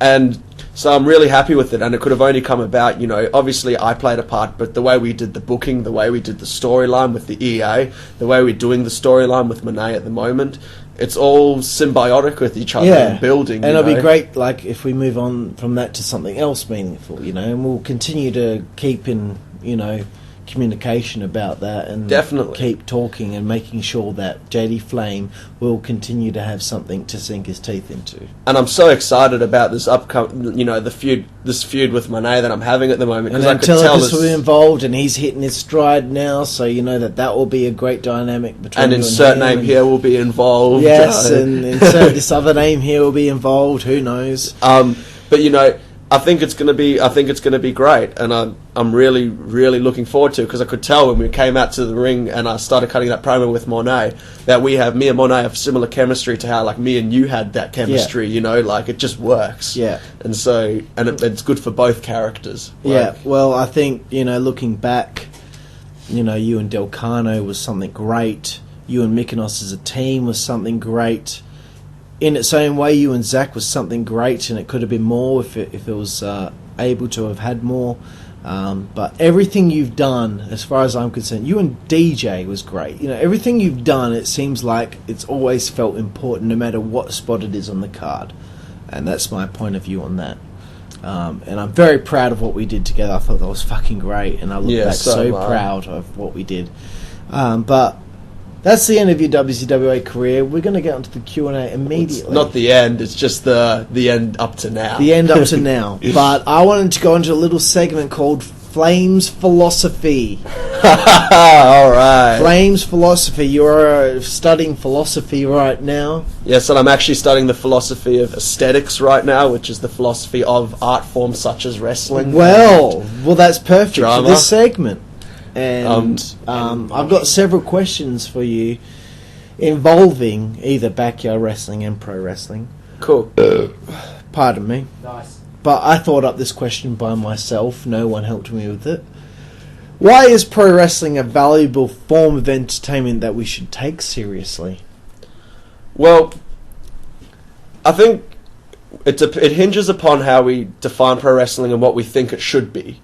And I think people too often think that it's meant to be fighting and it's meant to be MMA. And so when they say, fuck it, I don't take it seriously, it's because they have a misconception of what it's meant to be. Anyone that's studied the laws of physics for 2 seconds and watches wrestling knows that when something like an Irish whip makes absolutely no sense in a real fight. So what people have to realize is that what it has value in is it's the fact that it's sport entertainment, the fact that it's at its core, it's meant to be entertaining.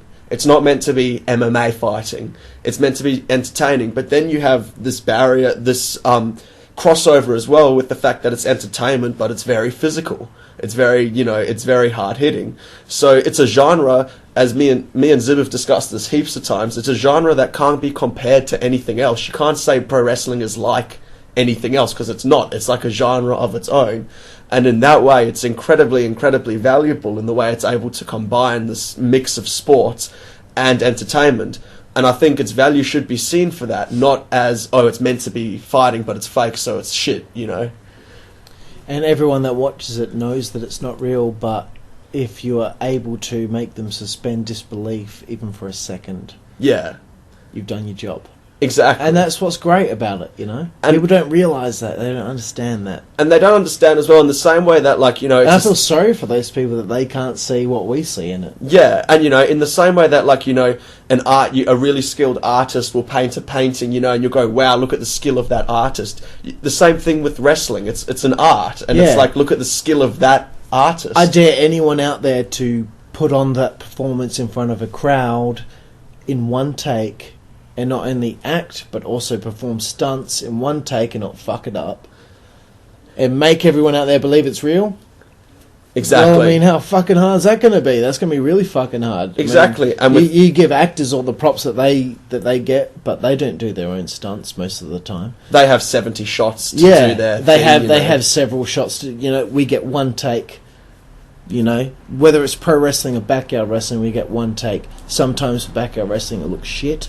Yeah. But you just got to suspend disbelief. If you're a real fan, you'll be able to. And therein lies the value. Yeah. What exactly is the genre of sports entertainment, and what does it mean, and why should it have any value? So sports entertainment is basically, you have dramatic elements involved, but there are elements of sport as well in it. So the elements are, so sports entertainment is something that probably only wrestling can apply to. And the whole genre of it is very interesting because it involves this amalgamation of physical contact and hard-hitting stuff with this drama and entertainment. And so why should sports entertainment have any value? Well, it should have value because it is across, it's a hybrid between two things which are both incredibly hard to do, to entertain and to be a good sportsman. And when you can actually make a hybrid and you get someone who does both, it's like when people look at The Rock and say, oh, he's an actor and he's a WWE wrestler and he's a this and he's a that. That's what sports entertainment's like. It's like this crossover between it, and that's why it's so valuable, because it involves so many skills. It's not just one skill. Quickly, you all good? Yeah. You're not getting too restless? Oh, no. Because we still got one to go with you. Just want to make sure that, you know, it's 20 past 10 right now. Oh, he's got his We'll be good, though. We'll definitely be good. We're running way ahead of time. I thought by this point it'd be 11:30, so... Sweet. We're doing good. Why do people call pro wrestling fake? And what do they mean when they call it fake? And why are they wrong in calling it fake? So... when people call pro wrestling fake, it's a fundamental misconception, at least on their behalf. The reason is because pro wrestling, a better word to use for fake, although it's not real, because nobody's claiming that pro wrestling is real, but it's neither fake. A better word to use is predetermined, I believe. You know, and so why do people call it fake? They call it fake because they don't understand what it is. You know, it's yes. Okay, if you think it's meant to be an MMA fight, fine, call it fake. But that's not what it's meant to be. Yeah. It's meant to be a hybrid, as I've said before, of sports and entertainment. And so, what were the second parts to that question? And why they're wrong in calling it fake. Yeah, so they're wrong in calling it fake because they're just not understanding what it is. You know, they're not appreciating it for what it is. It's like something like, you know, postmodern art, where people say, oh, well, this is just a bunch of vomit on a canvas. They're not appreciating it for what it's meant to be, and for what it is in the context of things. Yeah, and you know, there is a point I want to make, and I'm worried I'm not going to make it right because I've had a few beers. But okay, you watch an episode of Law and Order, right? And a guy is portraying a pedophile, right? Yeah. I think I'm going to get it wrong now. Like, you know, as far as fake wrestling and fake is concerned, is, you know, I'm not going to get it right. I've made this point before, and I'm not going to get it right now. So, but Mick Foley made a point, and I elaborated on what he said once. I don't think I'm going to get it if you there was a good point to it, and if I've you do lost get it. it, just I edit did it had into the I had it for a podcast. second ago when I was doing a wee. Now I've lost it. I'll think about it again whilst you answer Cool. this question. Okay. Cool. What are your views on the pro wrestling versus backyard wrestling argument? Does yarding deserve the flack that it gets? This is a very, very, very interesting question. And I think it's completely contingent upon who is doing the backyard wrestling, who is doing the pro wrestling, and how it's working out. Like, for example, I don't believe that our federation should get the flack that it gets for backyard wrestling. This is because a lot of people in our Fed are, first off, they are pro-trained. Secondly, a lot of people in our Fed use that pro-training to educate other people. So it's not like we're going into this with no idea of the risks. We know the risks, but we also know how to do the moves and we know how to do them properly. There are lots of us that are fully educated on it. So when it comes to that, I don't know why backyard wrestling gets flack, because we don't have some sort of liability claim or something. Who knows? And, you know, the thing is that you see pro wrestling companies, which I will not name, but you see pro wrestling companies where the wrestlers are less adequately trained than the wrestlers in the backyard. And then one has to think to oneself, well, why is backyard wrestling getting this flack when people are, you know, when there are pro feds out there that are deliberately letting people who aren't even properly trained go out and wrestle? That is far more dangerous than anything we're doing. Yeah. You know? And so I think in terms of pro wrestling and backyard wrestling, completely dependent on who's doing it and what. Like backyard wrestling, say maybe like in the case of like the early days of RCWS and stuff, where it was a bit dangerous and nobody knew what they were doing, maybe there was some merit to that argument. You know, you should, if you want to wrestle, you should go pro backyard wrestling. It's bullshit. It seemed like when ICWS were around, the pros were cool with it because it seemed so safe. Yeah, But then when WZWA came around, it was a big problem again. That's interesting. It almost seems like they see us as the competition, but it seems absolutely ridiculous. Well, we should be, because we're beating all of them in YouTube subscribers. We're beating EPW by 60 subscribers. We're beating Schwa by like fucking 600 subscribers. So we're getting We're more killing them all. We're getting We're more killing them reach all. than everyone. Yeah, we're killing them all. I still can't. Are you done with your? Yeah. I still can't quite remember. It was such a great point as well. Yeah. If you do, just edit it into the podcast later. Yeah, I will. I'll edit it in, and I will find you like saying, "Yeah, that's true," and edit that in. Zibby laughing, yeah, and then actually save them now. Say, that's so true. That's so true. Oh, yeah. All right, when I remember it, I'll re-record it. I'll pop it in, and then it'll make it seem like it's. I think this is why people don't take backyard wrestling seriously. But yeah, like on that point though, with all that being said, backyard wrestling, it has to be realised that backyard wrestling is for people who don't want to pro wrestle, in a sense, and in that it has to be taken in and because of that, it has to be looked at that. Look, if your dream is to become a WWE wrestler or something, like to do wrestling, you have to go pro. You can't stay in the backyard. It doesn't work like that. You know what I mean? But, you know, if your dream is to have fun and wrestle and do what you want with your mates, then backyard wrestling is perfect. But I think nobody should be labouring under the illusion that backyard wrestling is going to help them in a... That's the thing I have against people that say, why are you even doing that? That's so disrespectful to the sport that we've like plied our craft to do.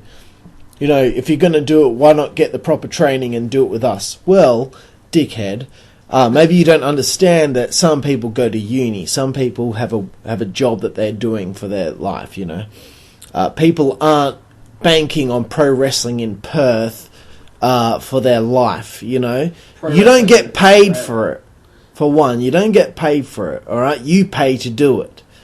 These people that are in WZWA, some who probably will be great pro wrestlers, you know, if they want to do it, then they'll leave WZWA and do it. Yeah. But if that's not an option for them because they got work, they got study, they've got other things to worry about, then once every month or once every 2 months they get to have fun with their friends and do what they love to do, they'll do it, won't they? And especially because our environment at the moment is so... I believe it is very safe. I mean, there's a few exceptions of the people I think that are unsafe, but the majority of people, you know, have been taught by people like DJ, like you, like Eli, other like Barrett, a whole range. I hope I haven't missed anyone who's like I sure have, who've done pro wrestling training, you know, and who've been taught directly how to do the bumps right. We're not doing the bumps incorrectly. We're not doing the moves incorrectly. Well, let me just say this: Ice broke his ankle at false finish in the match against Chaos, right? Yeah. In 15, 16 years of backyard wrestling, that's the worst injury I'd ever seen, other than Rex Regan breaking his finger. Yeah. Breaking his finger, right? Yeah. Within the previous several months beforehand, one of the pro wrestlers in Schwa broke his leg, one of the guys in EPW separated his shoulder, another one, you know, fucking broke his collarbone or something. And you want to know Barrett? Several fucking devastating injuries in pro wrestling at the time. At that time, before Ice's injury, the worst I'd seen is a broken finger. Yeah, exactly. You know? And that's 10 years of XCW being involved. And even as well. and even like I look at someone like, I don't know if you know what happened with Barrett's injury, but Barrett's injury was caused by one Irish whip in a pro wrestling, doing pro wrestling training. So it's just like, look, no matter what environment, you're gonna get hurt. Yeah, pro wrestling, they've all been trained. They're fucking great at what they do, and not taking that away from them. Yeah, but they get fucking hurt sometimes, and so do we. And Ice's injury was the worst one I've ever seen, and you wouldn't have thought it looking at it, because he just landed on his feet when he did a moonsault. When he's done the moonsault several times beforehand, and he had no problem. Yeah. Same with pro wrestling. You'll do the same move a million times, and one time you mess it up and you hurt yourself. Oh, well, it's just like, you know, that Mexican wrestler that recently died off that, doing that simple drop toe hold onto the second rope, and he snapped his neck and he just died, you know. That shit just happens, and, you know, so backyard wrestling really, in our own context, is not any more unsafe than pro wrestling, I believe. Alright, we'll get to the Q&A now. Cool. We better get onto it. It's 10:30. Okay, first question from Kilowatt Chaos. Oh. What part of ICWS was your favourite? I think I know what you're going to say. Definitely the Revolution. The Radical Movement. The Radical, fucking hell. the Radical, the Revolution. Definitely the Revolutionaries. They were a great tag team in ICWS. Definitely the Radical. I love the bit where Zach wasn't there at all. No, definitely the Radical Movement was my highlight of ICWS. Okay. The next one was about the Nation of Islam, but I brought that up earlier. Chaos, how valuable was your alliance with Daniel Johnston to you? I mean, it's very far in the past. I mean, I can feel the value of it coming on now, and I feel it was very valuable for me because he's such a ring psychologist, you know, and he knows how to work the heel thing, and we discussed this in our ICWS part of the podcast. Yeah. So he's had huge value to me. I'm just upset that I can't actually remember instances that I can bring up and say, yeah, this is where he was valuable, just because it was 5 years ago, you know. Okay, fair enough. I mean, it is hard to kind of remember these things. Yeah. Who do you wish... this is from me. Who do you wish you could have wrestled that you never got to? Well, there's still a chance it could happen, but never got to. Let me go through this. Monet is one. I haven't wrestled Monet, no. No, and I hate every single fucking time I ask this question, they say Monet. You really? Yeah, because he's too brown for his own good, mate. Yeah, no racist joke. Monet, he's brown. No, that's what I said on the thread. I was like, but continue to call Monet brown if you want. Monet, the XCW boys. I would have loved to face like Nick and John, and I reckon you and John would just be entertainment packed that match. Yeah. Sure, yeah. The XCW boys, Nick and John. I'm trying to think, I don't want to insult anyone by not remembering something. Well, okay, let me just say Alex Stone wished he wrestled you. Yeah, definitely Alex. I forgot I haven't ever wrestled with Alex. It's amazing to think that after all these years, you never even crossed paths, really, except when you were a tag team, like in the War Games match, which really wasn't much. Alex, I'm trying to think of who else. I mean, obviously, like Diffuser, all the XCW people you can put on that list, and yeah, I'd like to have a match against Blade as well. I know that would mean a lot to him. And yeah, I can't really think of anyone else off the top of my head, but if I do, I will just interject. Okay. Was that the last question? I'm just trying to think of who else there is that you might not have had the chance to wrestle. Chris Parker. Oh, Antilochus, Rex Regan. Antilochus and Rex, yeah, both of them. I reckon they would bring out the best in you for sure. Yeah, especially Antilochus. He's so intense, man. Yeah, he is, man. Like, both him and Rex. I have a little bit of like reservation about facing Chris. I think sometimes he can be a bit dangerous in the ring. I think he's dangerous to himself with every fucking time he does something he lands on his head. Yeah, no shit, man. Like he's always doing that thing where he jumps off something and lands on his head on the opponent. And I'm just like, oh my god, you're gonna break your neck, dude. Or when he eliminates himself in the Royal Rumble. Yeah, but no, both those are both two guys that I would really like to face. Yeah, cool, I think that completes my list. All right, who is your favourite WZWA wrestler, past or present, to watch? To watch?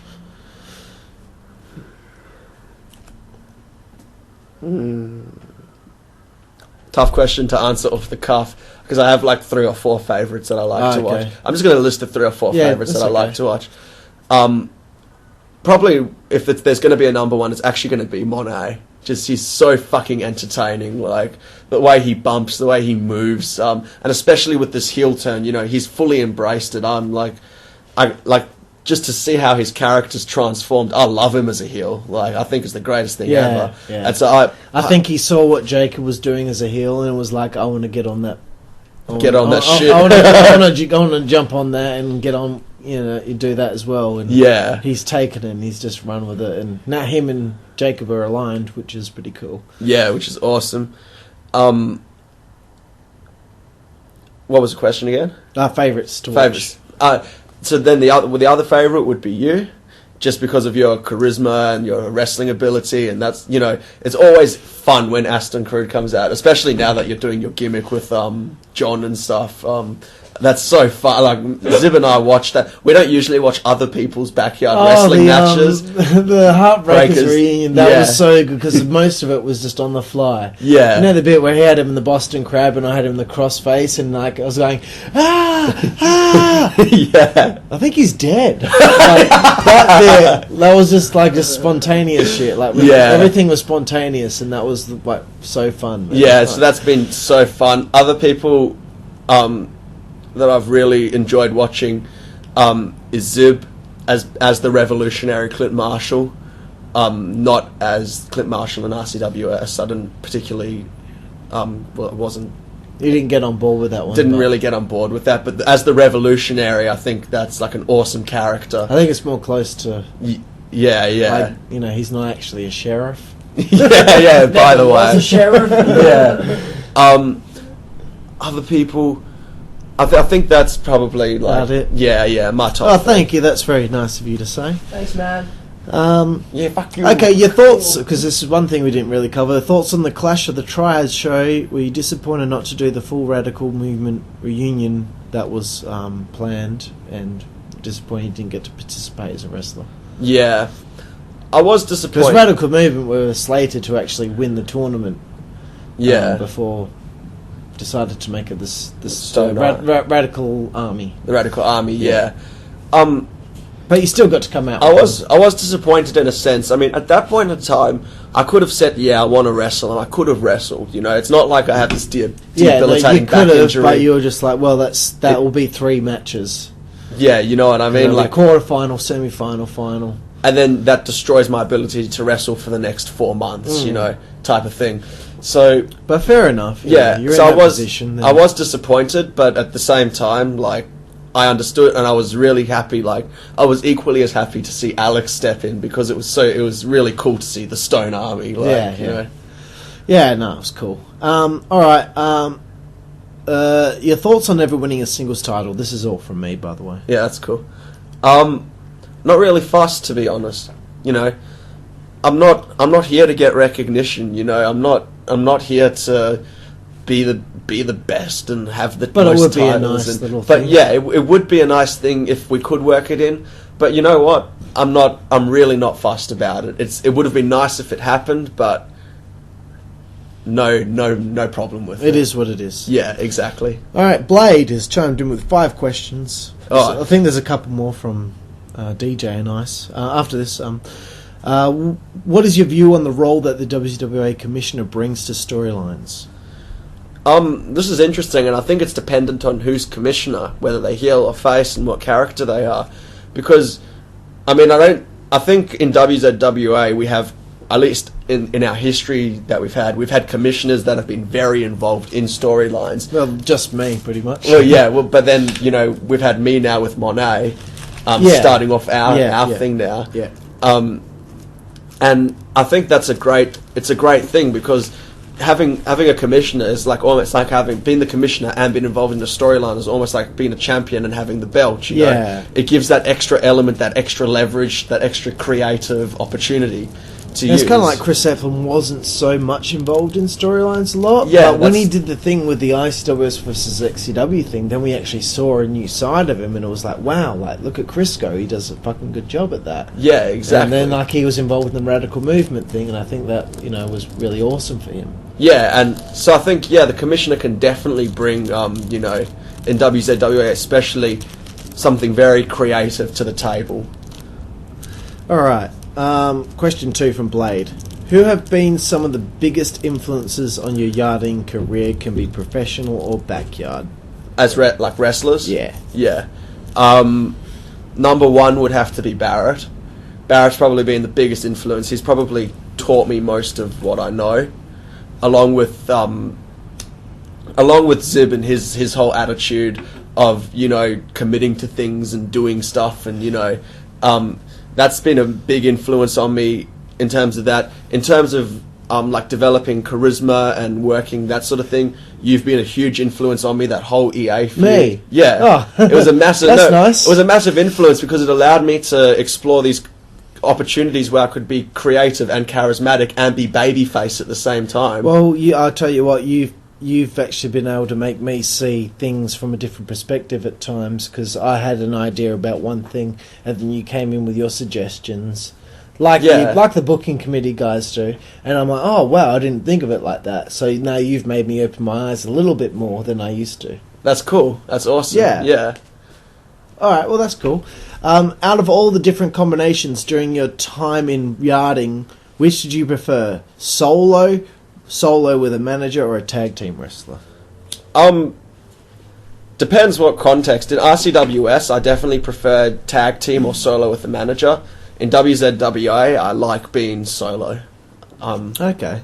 Yeah, That's I enjoy being solo. Okay. Question 4. Do you think there is more room for the JD Flame character to develop as the commissioner of WZWA? Most definitely. There's more to learn about the JD Flame character? Yeah, especially as we engage. This is what I'm loving. This is why I'm so excited for my feud with Monet, because it's a chemistry, but it's a different chemistry to what me and you had. So we're going to start seeing different elements of the face JD Flame come out, because we've seen 4 years of heel JD Flame. We've only seen 1 year of face JD Flame. Yeah. So I think we're going to see a lot more. I'd love for something from the past to bite you in the arse. Now you would like a Hulk Hogan situation. Yeah. Like, you're a good guy now, but I want something from the past to come back and haunt you. The old JD Flame. Don't worry. I think that'll be nice for the character development, like you having to deal with something from the past. So hopefully, maybe we can bring back Sky Summers. Question 5. Illegitimate child. Oh, sorry, someone's already done that angle. Guess what else is real? Good God. Question 5. As your career begins to wind down, is there still anything left that you would like to achieve? I mean, do you think your career's winding down? Is it winding down? No, it's not winding down. Well, fuck you, Blade. It's only winding down in the scope of me actually wrestling as such. So not as Well, we got to wrestle again so I can get my win back. Yeah. I eliminated you from the Battlefield Brawl. That'll do. Yeah. You kicked me plenty times. No, I like there being those certain people that I could never beat. Like, I could never beat Chris the Horseman Rowe, who was, like, not even a really good wrestler. But, like, I could never beat him. He beat me twice. I could never beat him. Yeah. I like that. You know, that's true to life. Sometimes there's some people, for some reason, you could never beat. Yeah. That's just true to life. Yeah. All right, getting on to the last dying questions before Cool. Zibby gets too many Tinder likes. It's alright, it's slowed down. DJ, Used up all his matches. I got fresh ones. DJ asks you, where did you get the skills to be a great heel? Where did I get the skill? Is this like a leading question? Am I meant to say him? No, well, I think you're a good heel before you were even with him, so... Where did I get the skills to be a good heel? From real life. From being a fucking asshole in real life, you know? We're talking about the heat on JD Flame. So basically the answer is RCWS. from just being myself. From being myself, yeah, you know, from being an arsehole. Like, you know, I know what an arsehole's supposed to be like now, so I can do it. Alright. There's 3 more questions, all from Dark Ice. Cool. When you first started in ICWS, your strikes were pretty poor. I noticed that after you faced SPWS in a tag match, that your strikes vastly improved. Was that tag match the turnaround for JD Flame in terms of hard-hitting approach? I guess he's referencing you and DJ versus SPWS. Yeah, no, definitely. My hard-hitting approach and stuff, and as I was saying, like in the RCWS thing with the trust, definitely the SPWS facing them and having that rivalry in RCWS was huge in terms for me in like learning to be hard-hitting, learning to like do what they do. You know what I mean? And that was definitely a massive influence on me. You know, that whole feud with SPWS. Okay. Okay, the next question you kind of already covered. He was asking about the barbecue and all that. Okay, last question. Yeah? What was your motive behind growing your hair? Because so I've always wanted to have long hair since it suits you so well. Since school, does it? Look at old JD Flame with his like shaved head. Okay, you look way better. Yeah. Always wanted to do it since school. I switched high schools exactly halfway through high school. My previous high school used to let you grow your hair, so I used to grow it to about here. But you know, you always get it to that stage, and it looks. You've had long hair before, so, yeah. you know, and it looks really awkward. And then you're like, "Fuck, I better." I do have long hair now. It's tied up. Yeah. I better cut it, you know, because it looks so awkward. So I did that. Then I went. My next high school didn't allow you to have hair below your earlobes. Oh, really? Yeah. Hale just had very high dress standards, and so it's something I've always wanted to do, and it kind of like. Now it just fits in with my like whole interest in philosophy and that sort of thing. I can look like Jesus now. I have noticed. Your aim is to get dreadlocks one day, and then if you don't like it, then you finally cut the hair. Yeah, that's what I'm going to do. When I want to cut my hair, I'm going to put it into dreadlocks. See if it's cool. If it's cool, I'll keep them. If it's not, they get cut. But that's still far in the future. All right. Oh, why I originally wanted to grow my hair as well was, you know, the Red Hot Chili Peppers. You know, John Frusciante? Yes. Yeah. I was a massive John Frusciante fan, and I just wanted to look exactly like him. Are you a guitar player? No. What do you play? Piano. I've played classical piano for 13 so years. the Plugs, right? Yeah. Was that still a band? No. So that we broke up. Yeah, the Plugs broke in up. 2013. Oh, Yeah. okay. Yeah. I wasn't sure what was going on with Like that. Zach did a heel turn. Like us on Facebook. Yeah, like us on We Facebook. still got a page. Still gets new views It as well. does. It's really weird. But yeah, no, it was so I could be like John Frusciante. I really wanted to be like him. I love the dude. I still do. All right. Well, I'll end this on a quick word association because it's 11:15 now, and we still got to get to the other interview that I'm doing tonight. Let's start off with Brian Lowe. I just want to ask you some people that you haven't really had the chance to mention during the podcast. What's like the first word that comes to mind? Not just first word, just like what you think of them. You know?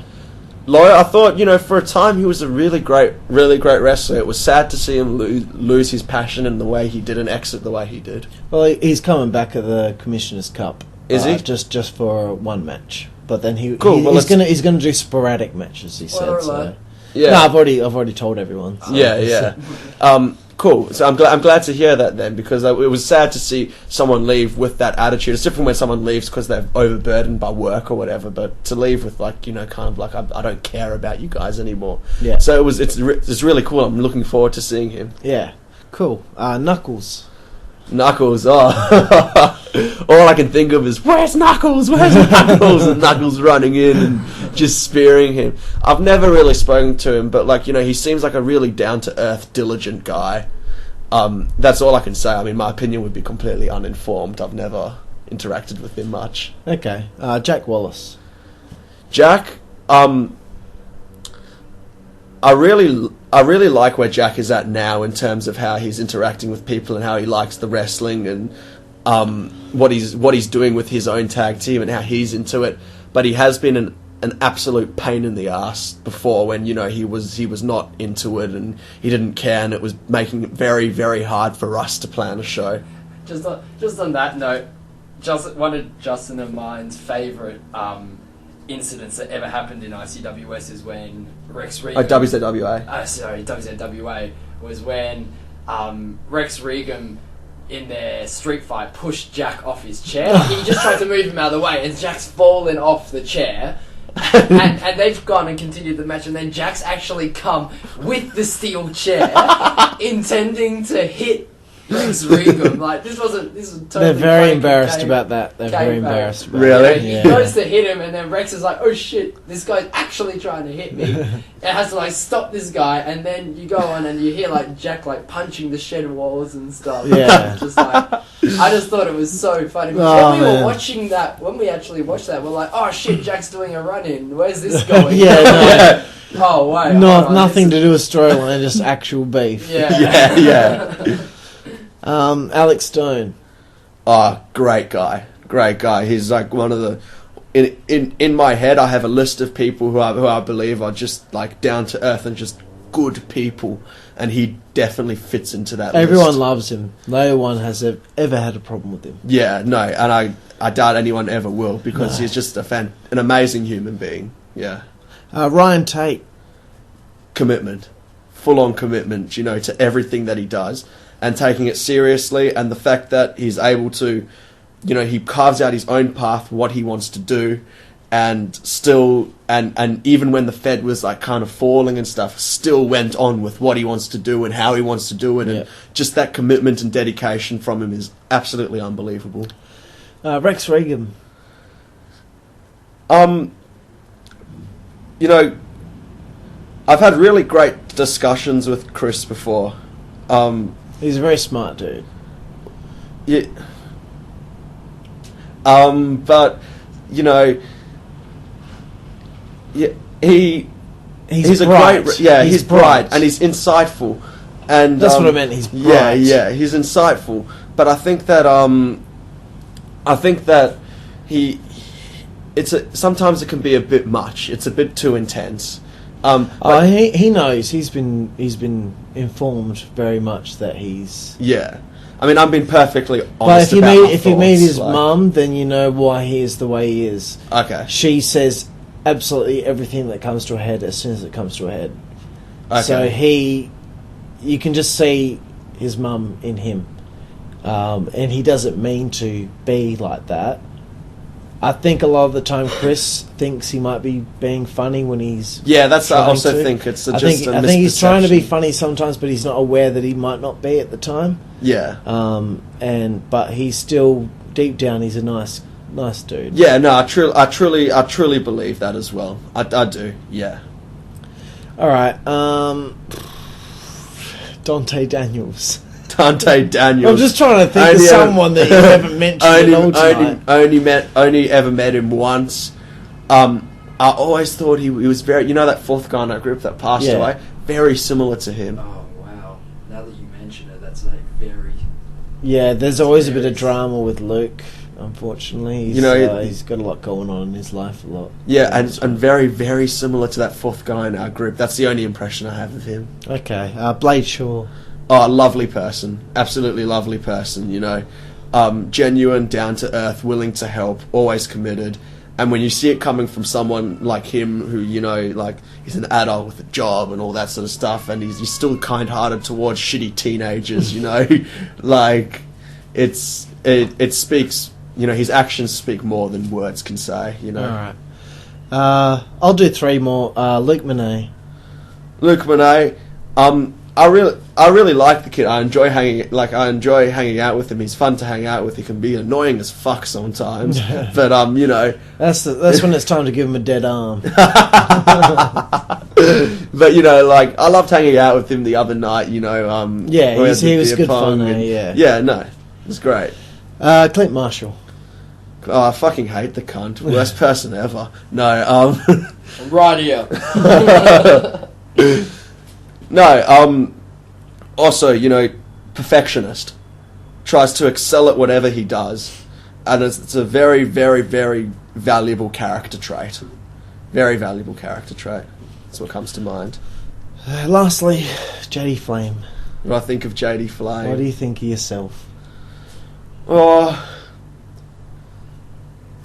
I feel like the guy from... now we've gone into psychotherapy. James like- Lipton from the Actors Studio. You know the Actors Studio? Inside the Actors Studio. I don't watch TV, so... Have you ever heard of him, though? No. He always asks these questions at the end of the segment. Where he's like, if you were to enter heaven and you got to the pearly gates, what would God say to you? I feel like, what do you think of JD Flame? This is like now cognitive psychotherapy. Yeah. Well, what do I think of... it depends. At the moment, I actually quite enjoy what I'm doing with myself and how I'm going and stuff. But in the past, I have been quite put down by like my state of physical fitness in terms of the wrestling and stuff, and haven't really been a fan of myself in that respect. And I haven't been a fan of myself with a lot of things that I've done. But you know, at the end of the day, I believe that all people are truly good. And there's one suchness. Everyone's part of one suchness. This can be the spiritual note to end on. And, you know, that's what I'm part of. I'm part of everyone else, you know. And There's a little bit of JD Flame inside each of us. And hopefully after a few more beers there might be a little bit more. And on that note, goodbye. If you're down about yourself, mate, watch me versus you. Watch you versus Clint Marshall in 2013, I think. Yeah. Watch The Undertaker return to watch- fuck up Brock Lesnar. Yeah. Watch all that, and you'll feel good about yourself. So, JD Flame, I want to thank you for doing you. the podcast. I'm very glad that we got to do it. So thank am you I. very much. And thank I you. think we still just touched the surface of what you're going to do in backyard wrestling, and I think you're already a memorable part of it in WA, especially. So thank you very much for everything you've done in backyard wrestling, and thank you for doing the interview. Thank you. Cheers. All right. Cheers. So that was the interview with JD Flame, part 2. Thank you for listening, and we will be with you very shortly on the GBYWN Australia podcast. Thank you.